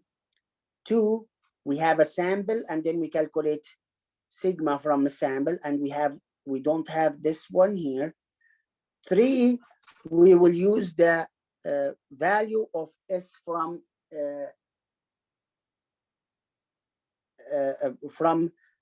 example. So I think here, let's see here. Here they assume, yes, so they assume that value equal to 15. See the discussion that immediately I precede this example. Okay, so now just they use this value of 15, but in your exam it should be given to you. So here they use 15 and we will see why they use 15. So we have Z equal 1.96 times 15 divided by E, which is equal to 3 squared. So if we find this one, we will get the sample size equal to 96.4, rounded up, it will be 97. Oops.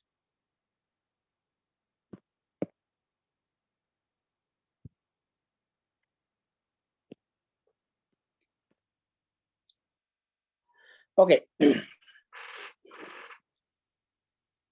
So here we can say that with a simple random sample of only 97 statistics students, we will be 95 confident that the sample mean will be within 3 points, within 3 IQ points from the true population mean. Okay.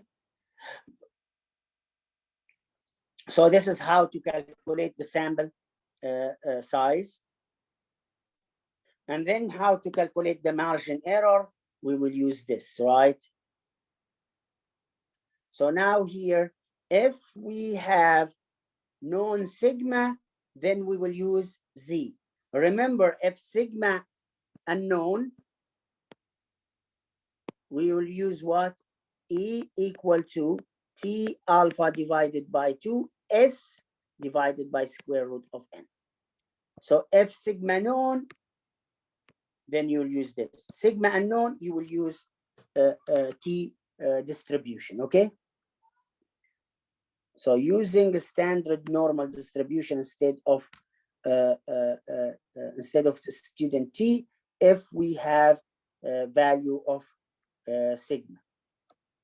So let's see this example now here. Use 15 weight. So now we have N equal to 15.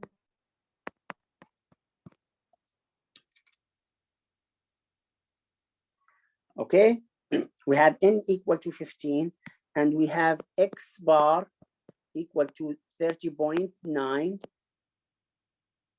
and sigma is known. So now we will use Z, not T. Because why? Because sigma known. Sigma equal to 2.9, and those the values. Let's see what they wanna. So just they wanna get the confidence interval. Okay. So now we have, and 1 minus alpha equal 0.95.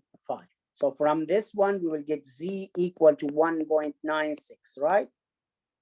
So now, if you remember, this mu will be between two values, X bar minus Z alpha divided by 2 times sigma square root N, and here it will be X bar plus Z alpha divided by 2 sigma divided by square root of N. So it will be X bar, it's given, which is 30.9 minus 1.96, and we have sigma, sigma, the value of sigma, which is 2.9 divided by square root of 15. And the same here to the other side will be 30.9 plus 1.96 times 2.9 divided by square root of 15. So now if you do this one, let's see. Oh, okay. There's something really important that we missed here before. Okay, so this is the value we will get. But before this one, yes, they said here the requirement, they don't give us that this is a normal distribution. They didn't say this is a normal distribution. And also the sample size is less than 30. So we have N equal to 15, which is less than 30. Okay, and we don't have normal distribution. For this example, we have to check normality first. And if you did watch the previous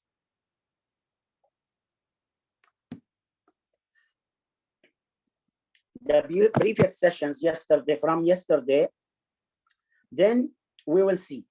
I'll do it again today, and I'll explain it. So maybe it will take more time, but anyway, I'll do it and explain so it will be clear. So here the sample is the first requirement. The sample must be simple random sample. And here, because N is less than 30, we have to check the normality of this distribution. So how to check normality? To do QQ plot. So from this QQ plot, we have two conditions to say this distribution is a normal distribution. If you look to this straight line, we have two conditions. The first one, those dots must be close enough to the straight line, not really far. which is the case, I believe here. It's not really, those values, we cannot consider them really far. And then those dots will distribute randomly around this straight line. So if we have the same distance from some points, we can consider them as, so imagine that we got one like this.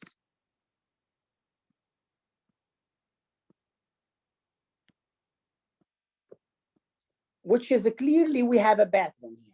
So if you look to distance between those 2 points, exactly the same as the distance of any other points. So this is, if we got something like this, this is not normal distribution. But if the data or those data sets or those dots close enough to the straight line and they are distributed randomly around this straight line, then we can consider this as normal distribution. Let me go to StatDisk and show you how to do this one. Let me just take the data here and we go to, maybe it will take some time, but anyway, we'll try to do it clear. So the values here, the first one, 33, 28, 33,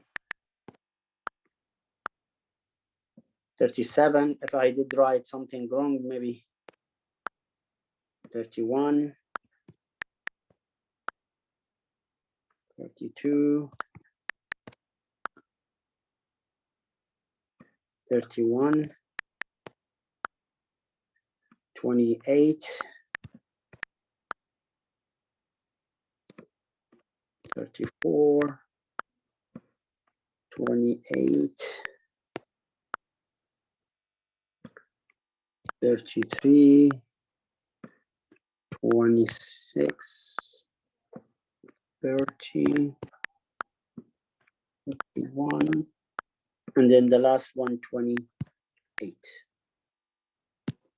Okay, so now we have this data here, and then 15 values, and then let's here go to data, and then go to normality assessment, okay, and select the column, which is number 1, and we got those. This is the this is the QQ plot, okay. So this QQ plot, we have 2 things. Those dots not really far from the straight line, and then those dots distributed randomly around this line, then we can consider this one. And the histogram somehow is close to normal distribution. We know this is not really clear. I cannot use my pencil here, but, and here, if you can see here, we fail to reject normality. That's mean we accept, we fail to reject, that's mean this is a normal distribution.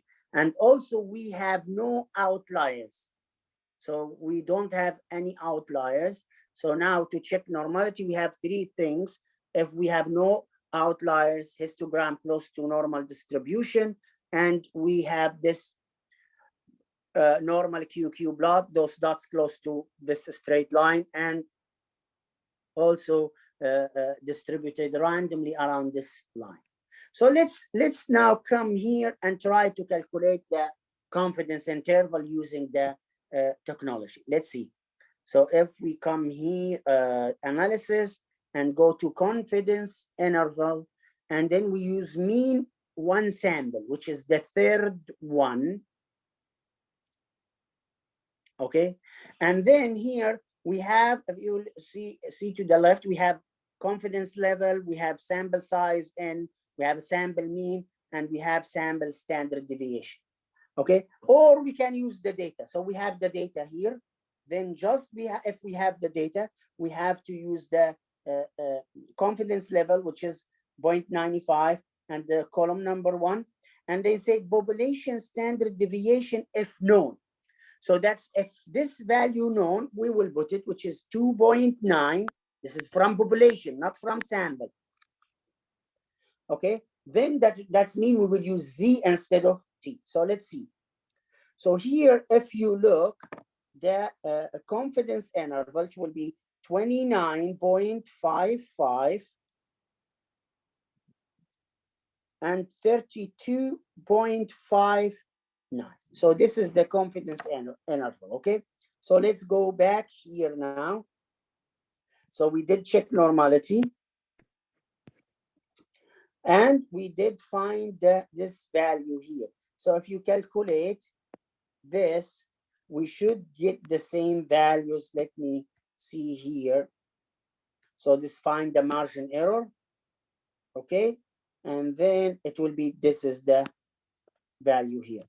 So it will be a 29.4 and 32.4. So let's just double check with the technology. Sorry, maybe we did write one of the values wrong here. 33, 28, 33, 37, 31, 32, 31, 28, 34, 28, 33, 26, 30, 31. Oh, we have the last one, which is 28 here.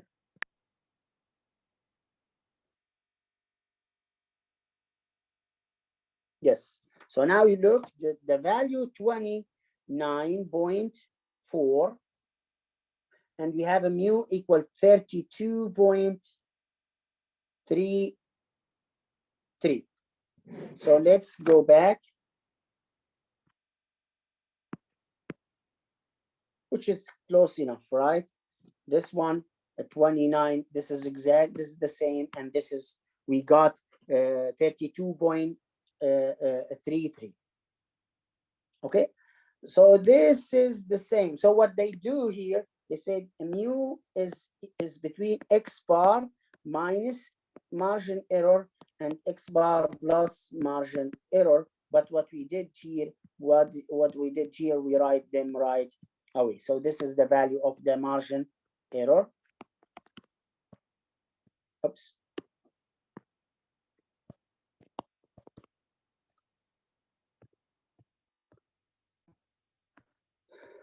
And we saw how to find this value using technology. So remember that if we have sigma not known, sigma unknown, we use T distribution.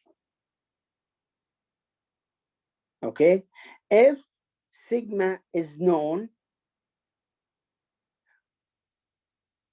if sigma known, we will use Z distribution.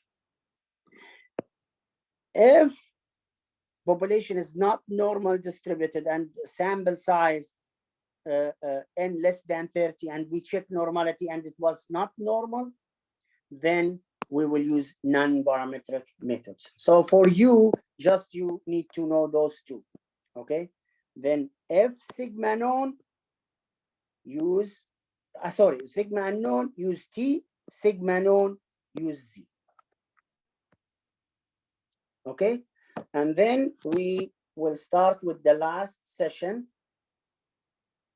which is using chi-square, but let's take 5 minutes and then we will start in this session, okay? Just 5 minutes.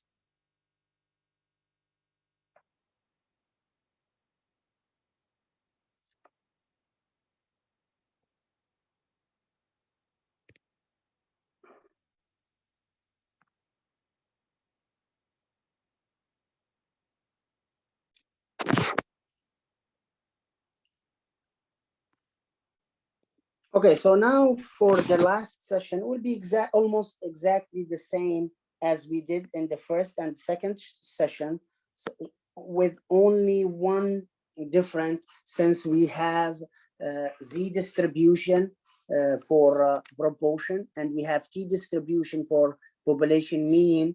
Here we use Z, and here we did use Z or T. So we say that we use Z F sigma known, we use T F sigma unknown, but here we will use different distribution, which is, we call it chi-square.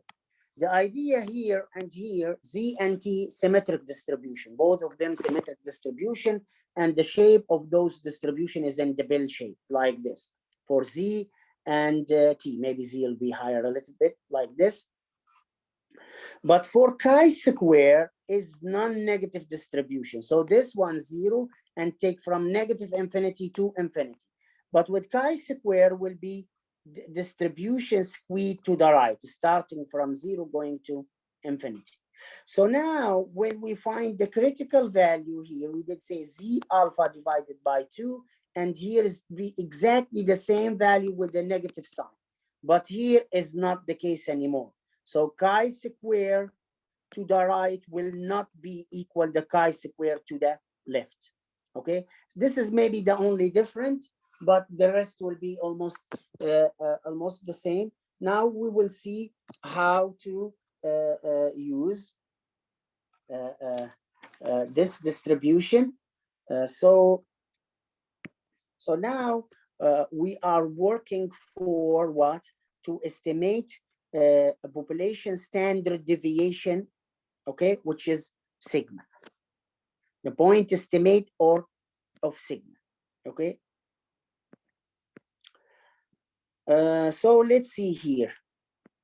Here we have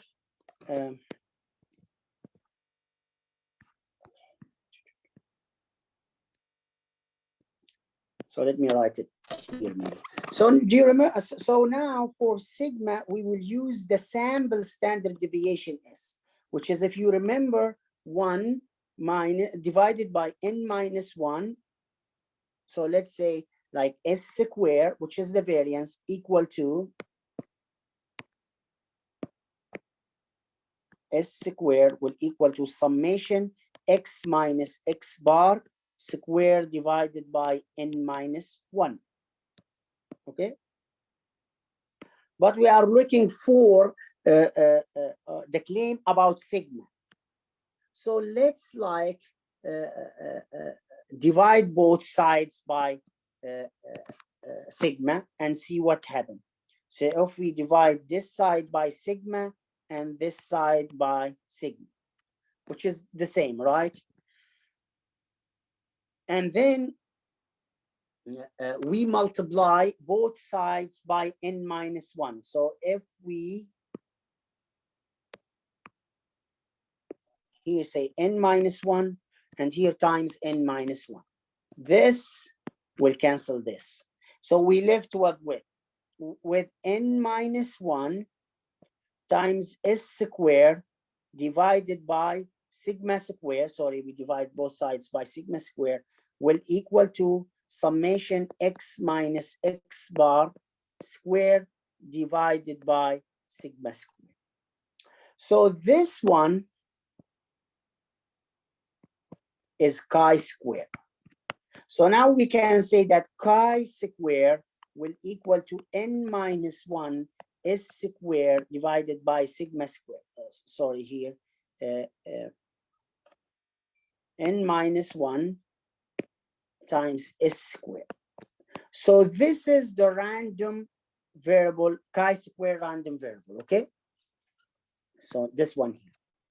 So this is the statistic, sampling the statistic has a sampling distribution of chi-square. So this has a chi-square distribution. Remember when we say Z, it has a normal distribution with the mu and sigma. So we can say this variable has a chi-square distribution with degree of freedom n minus 1. We have degree of freedom, okay?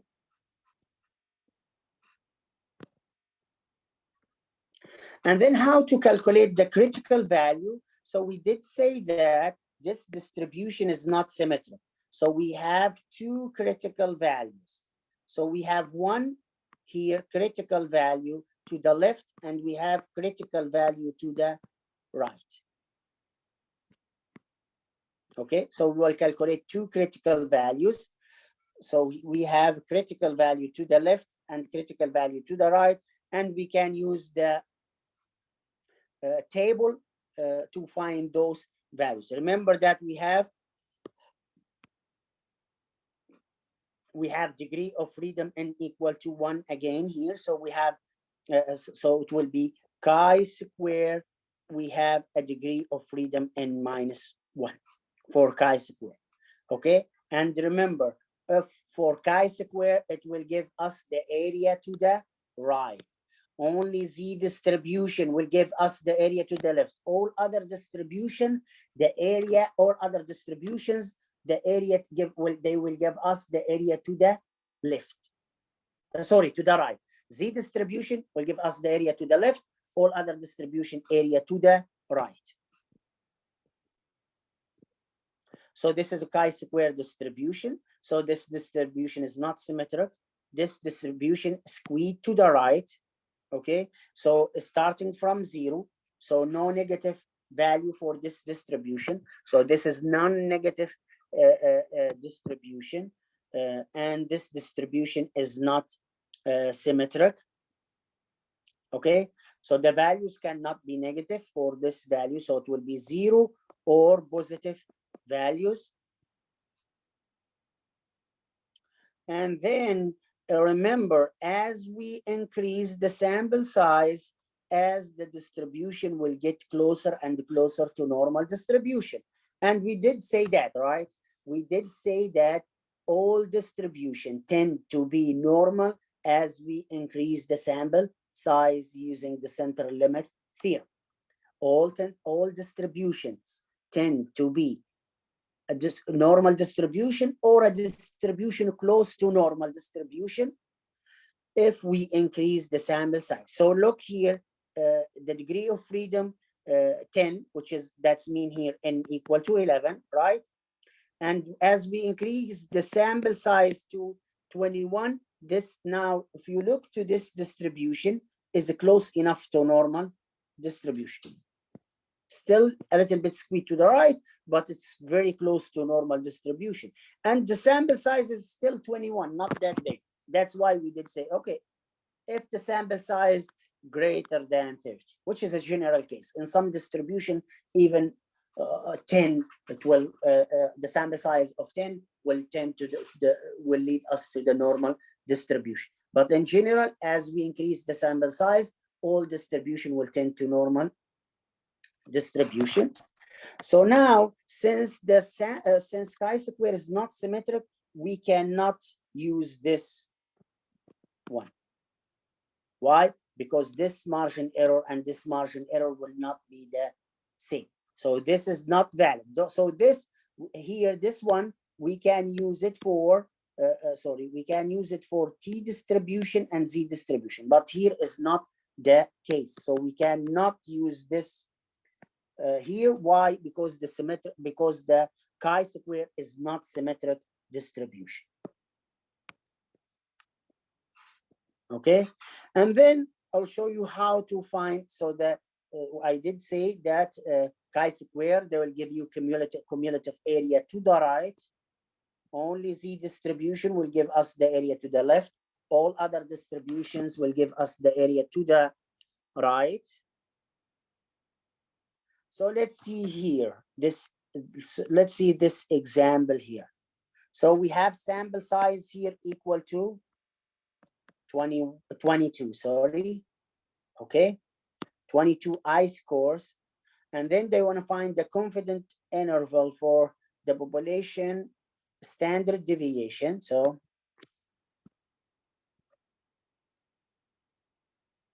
it's required the left or right. Oh, okay, so now we want to find the critical value to the right and critical value to the left. Okay, so let's see how to find those two values.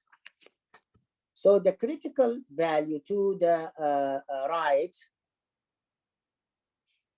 So now we have here 1 minus alpha equal to 0.95. That's mean alpha will equal to 0.05. and alpha divided by 2 will be equal to what? 0.025.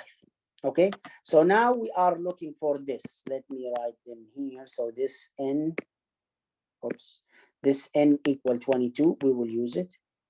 And now we have alpha divided by 2 equal to 0.025.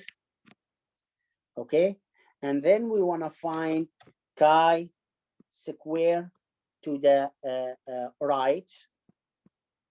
So let me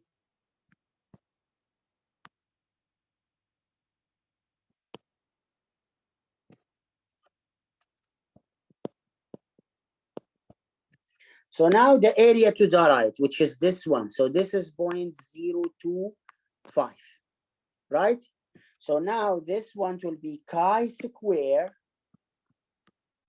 of 0.025, and we have degree of freedom equal to n minus 1, which is 21, right?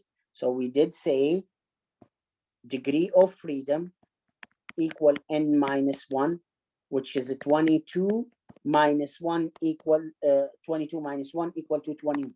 Okay, and then here chi square to the left will be equal to,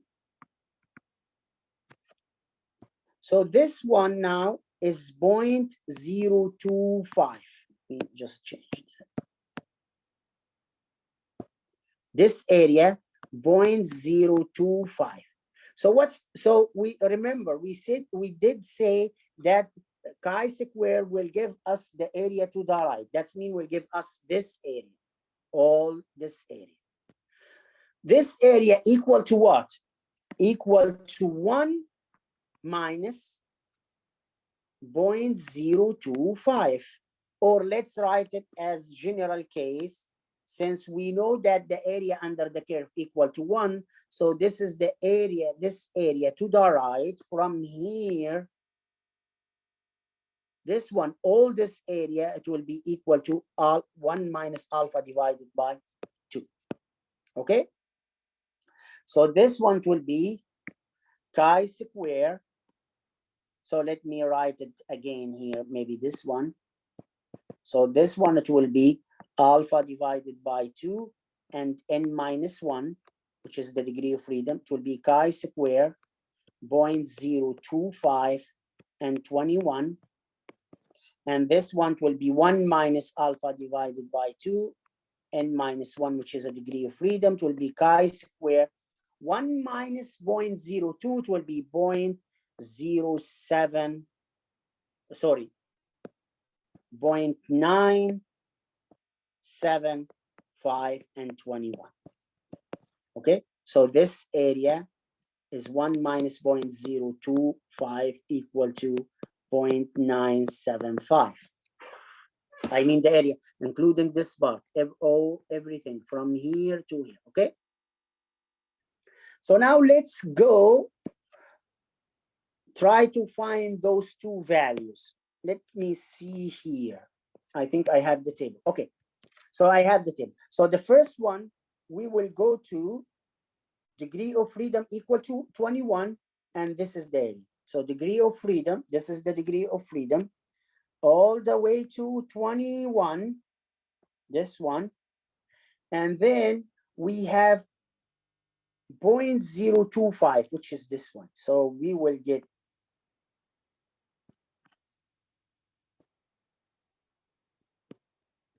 35.479, which is this value here. So the first one, 35.479. And then the next one, we will find it at the area equal to 975, which is here. And then we will go all the way to the same value, which is this value. It will be 10.283. 10.283.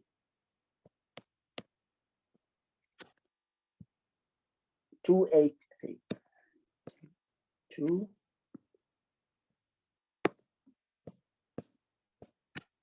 Okay, I think now it's easy how to find this those critical value using a table. So this is the value to the right.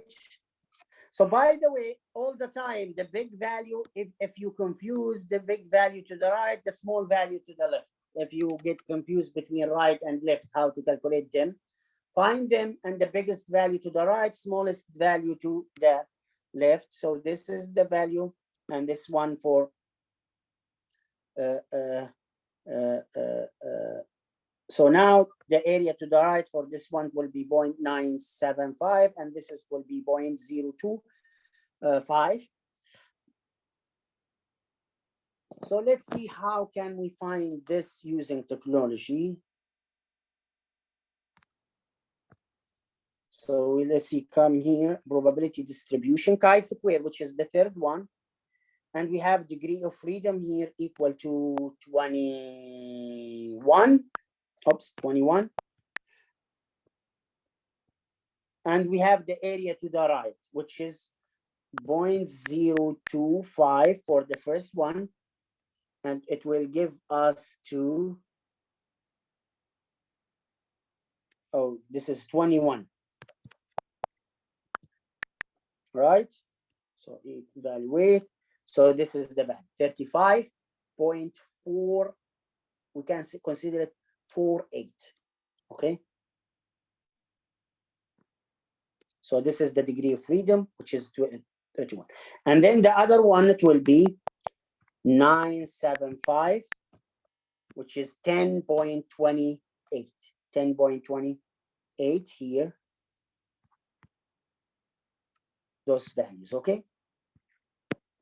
Then this is how to use technology. And then to find the confidence interval, remember that sigma is a population standard deviation, Greek letter, right? And sigma square population variance, S sample standard deviation, S square sample variance, and the sample size, or the number of samples values. E is the margin error, and then those two values are the critical values. So we have, again, we have to make sure this is simple random sample. Okay, and then we have here the population must have normality distribution value for the distribution. So the distribution must have normal distribution. So the required for normal distribution, you know, either we have, they give us this is a normal distribution, or the sample size greater than 30. We use central limit theorem. All distributions tend to be normal if we have a big sample size. Okay, and also or we check normality. If we don't have a normal, if the sample size small, we check normality using QQ plot. Okay, and then this is how to calculate. So this is the formula. This is how to calculate the this is how to calculate the or how to find the confidence interval. Okay, so we know all those. So this is from sample, this is from sample, this is sample size -1, which is degree of freedom. This is the critical values. So this is for variance. If we want to get the standard deviation for sigma, just take the square root, right? If we take, so if we take the square root of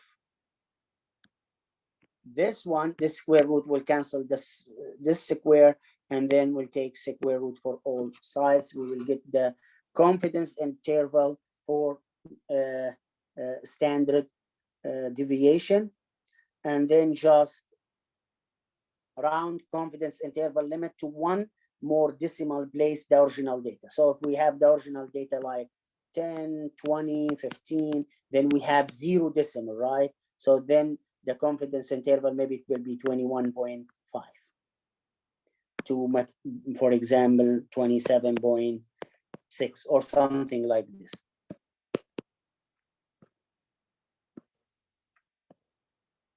Okay, so now the procedure, the first one, we have to have a normal distribution. We must have a normal distribution or check normality. Then we can use n-1, the degree of freedom, to find the critical values. After we find the critical values, we use this formula. Okay, so those the same steps we did.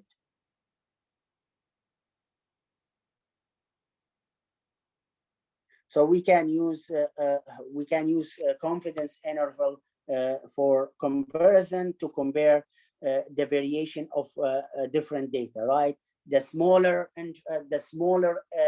confidence interval we had, that's mean we have less variation in our data set. So let's see this example right now. So now we have, I think, the same example. We have n equal to 22. That's mean the degree of freedom will be n-1 equal to 21, right? So we have here n equal 22, degree of freedom equal 21, n-1.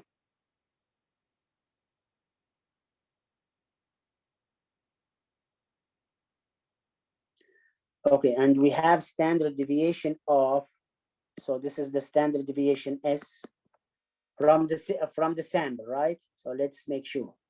Group 2 have, yes, so they have standard deviation equal to 14.29263 from, okay, and then consider the sample to be simple random sample, which is great, okay? And then we have 1 minus alpha equal to 0.95. That's mean alpha divided by 2 equal 0.025. Okay, so now we have to find, and I think we already did chi-square, right, which is chi-square of 0.025 and n-1, which is 21, and we did find this value equal to, I believe, 479, and then we have to calculate chi-square to the left, which is chi-square 0.975, 21, and we did find this value equal to 10.283, right? And then we have chi-square. So just we go plug those values in this formula, right? So now we have this value, which is 21, and we have S equal to, let me see, S equal to, it's given here, 14.293, 14.293, and we have chi-square to the right, which is 35 divided by 479, and we have sigma square, and we have the same here, 21 times 14.283 divided by chi-square to the left, which is 283. And then if we calculate this one, we will get the value of the confidence interval. But before this one, in this example, they don't mention that we have a normal distribution and the sample size is 23. So the sample size less than 30. So we have to check normality. If we check normality here, this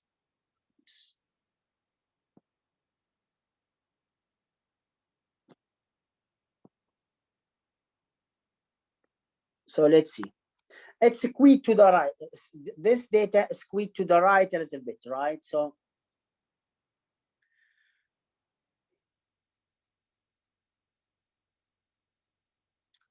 yes, so this is close to normal distribution. Even we have the like somehow this distribution squeezed a little bit to the left. Sorry, squeezed to the left, right? Not right, squeezed to the left. But still, we can say this is a normal distribution. If we want to check more, we can use the since we don't have the data set, so we cannot like use the or let me see.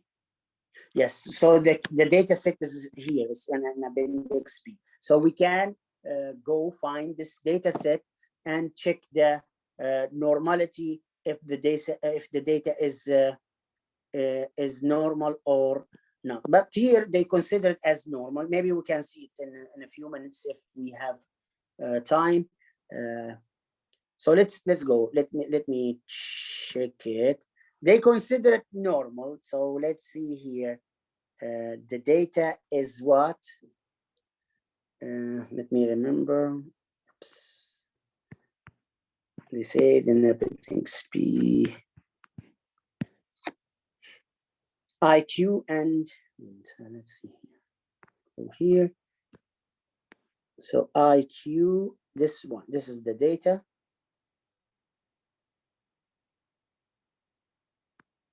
And they use what variable?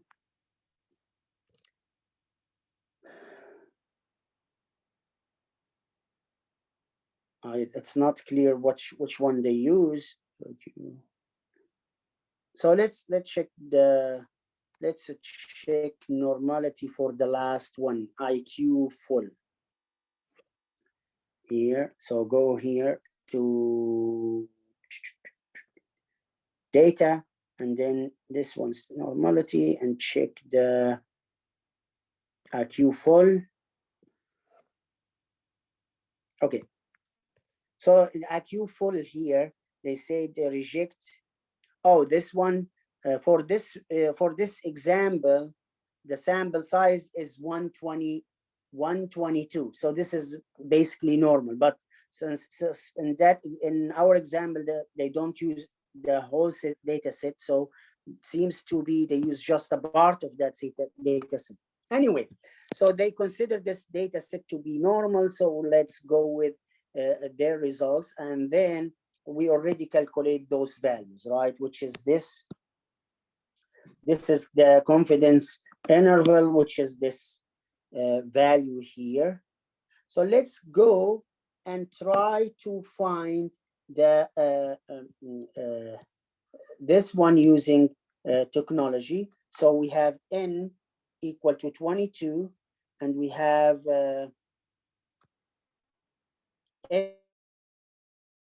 0.29263. I don't know if we can find this one or not, and 1 minus alpha equal 0.95. So let's see in technology, can we find this value or no? And so here, analysis, and then we go to the third one, confidence interval, and then standard deviation of one sample, the one before the last one. Okay, so we have the sample size, which is equal to 22, and we have the sample standard deviation equal to 14.29263, and then evaluate.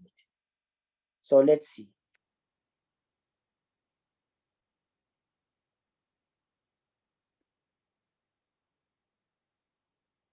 So this one for standard deviation, it will be 10.99, 10.99, and 20.42. Let's see our example here.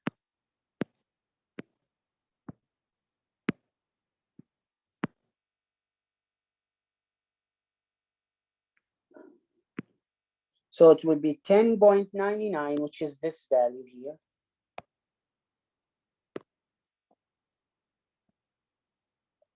which is close enough, right? 10.99 till 20.42 or 43, 20.43. Okay, 20.4. So this is the one. And then for variance, it will be almost 121 to 417, which is up there here. 120.9 till 417.2. Okay, I think almost the same values we have. Let me make sure. Yes, 417. Okay, good. So then this is how to calculate this values using technology. Okay, and then here we can say that yes, these results we have 95. We are 95% confident that the limit of 11 to 20.4 contain the true value of S. Okay, so we can write this one as sigma between those two values, which is 11 and 20.4, or we can write it as 11 to 20.4, but we cannot use this one. Why? Because chi-square is not symmetric distribution. And then the last step, how to calculate the sample size. This we can use this formula to calculate the sample sizes needed, and we can use this here, this table to be easier. You can use this table. So if we have like 5%, then we need at least 768 data set. Okay. So this one, when we have 1 minus alpha equal 0.95, but if we have 1 minus alpha equal 0.99, then at 5% we need 1338 data set. Okay, and then let me come here. So let's see this example. So this is the last one. So here they said, okay, we have IQ question, and then we have 1 minus alpha equal 0.99, right? And we have this percentage, which is 0.05 or 5%. So we want our estimate within 5%. So let's go back to this table at 5%. So since we have 99%, so this is our alpha, right? 1 minus alpha, sorry.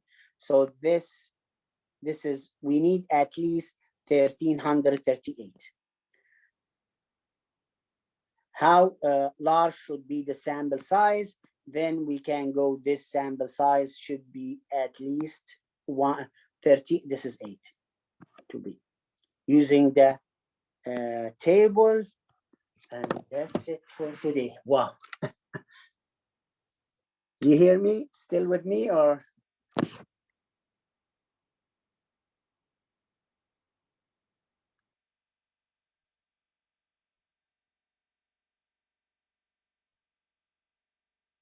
Okay, if you don't hear me, so that's it for today.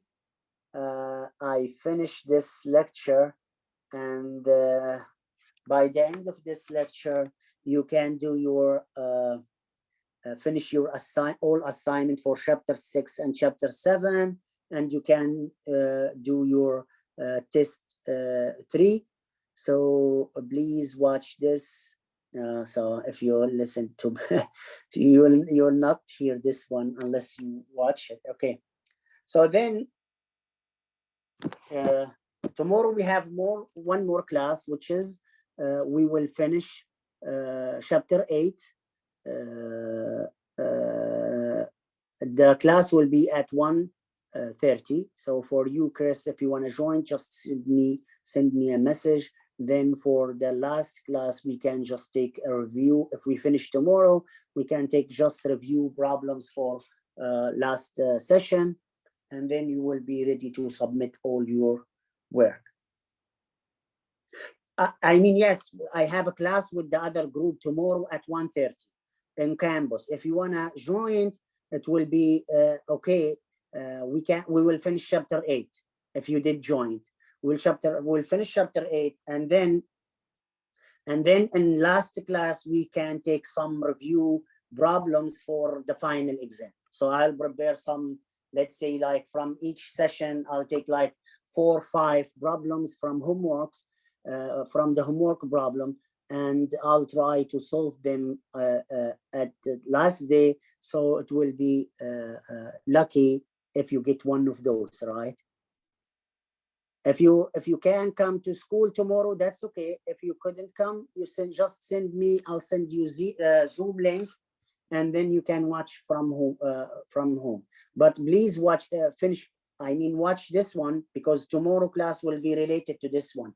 I don't know how I will do with the student tomorrow. Maybe I'll repeat this one, but they are responsible, so they should be able to attend this class today. It's their class, so just one student attend and then left. I don't know why. So tomorrow, if you can join, then I'll. Okay, sounds good. I'll send you a Zoom link, and then you can, if you feel good after class, the next one we can do review problem. If you need like some extra help for any session, we can go back and explain that session. Sounds good? Great. So good luck, and try to finish at least the assignment for chapter 6 and 7 tonight or tomorrow, so you will not be like finishing them in the last minute. Okay, send me if you have any questions. You have my phone number, so just text me for any question. Even we can do like Zoom one-to-one in any time. So for this week, almost I have nothing. So Wednesday, let's say Wednesday I'm free. So if you have any questions, we can meet sometime Wednesday.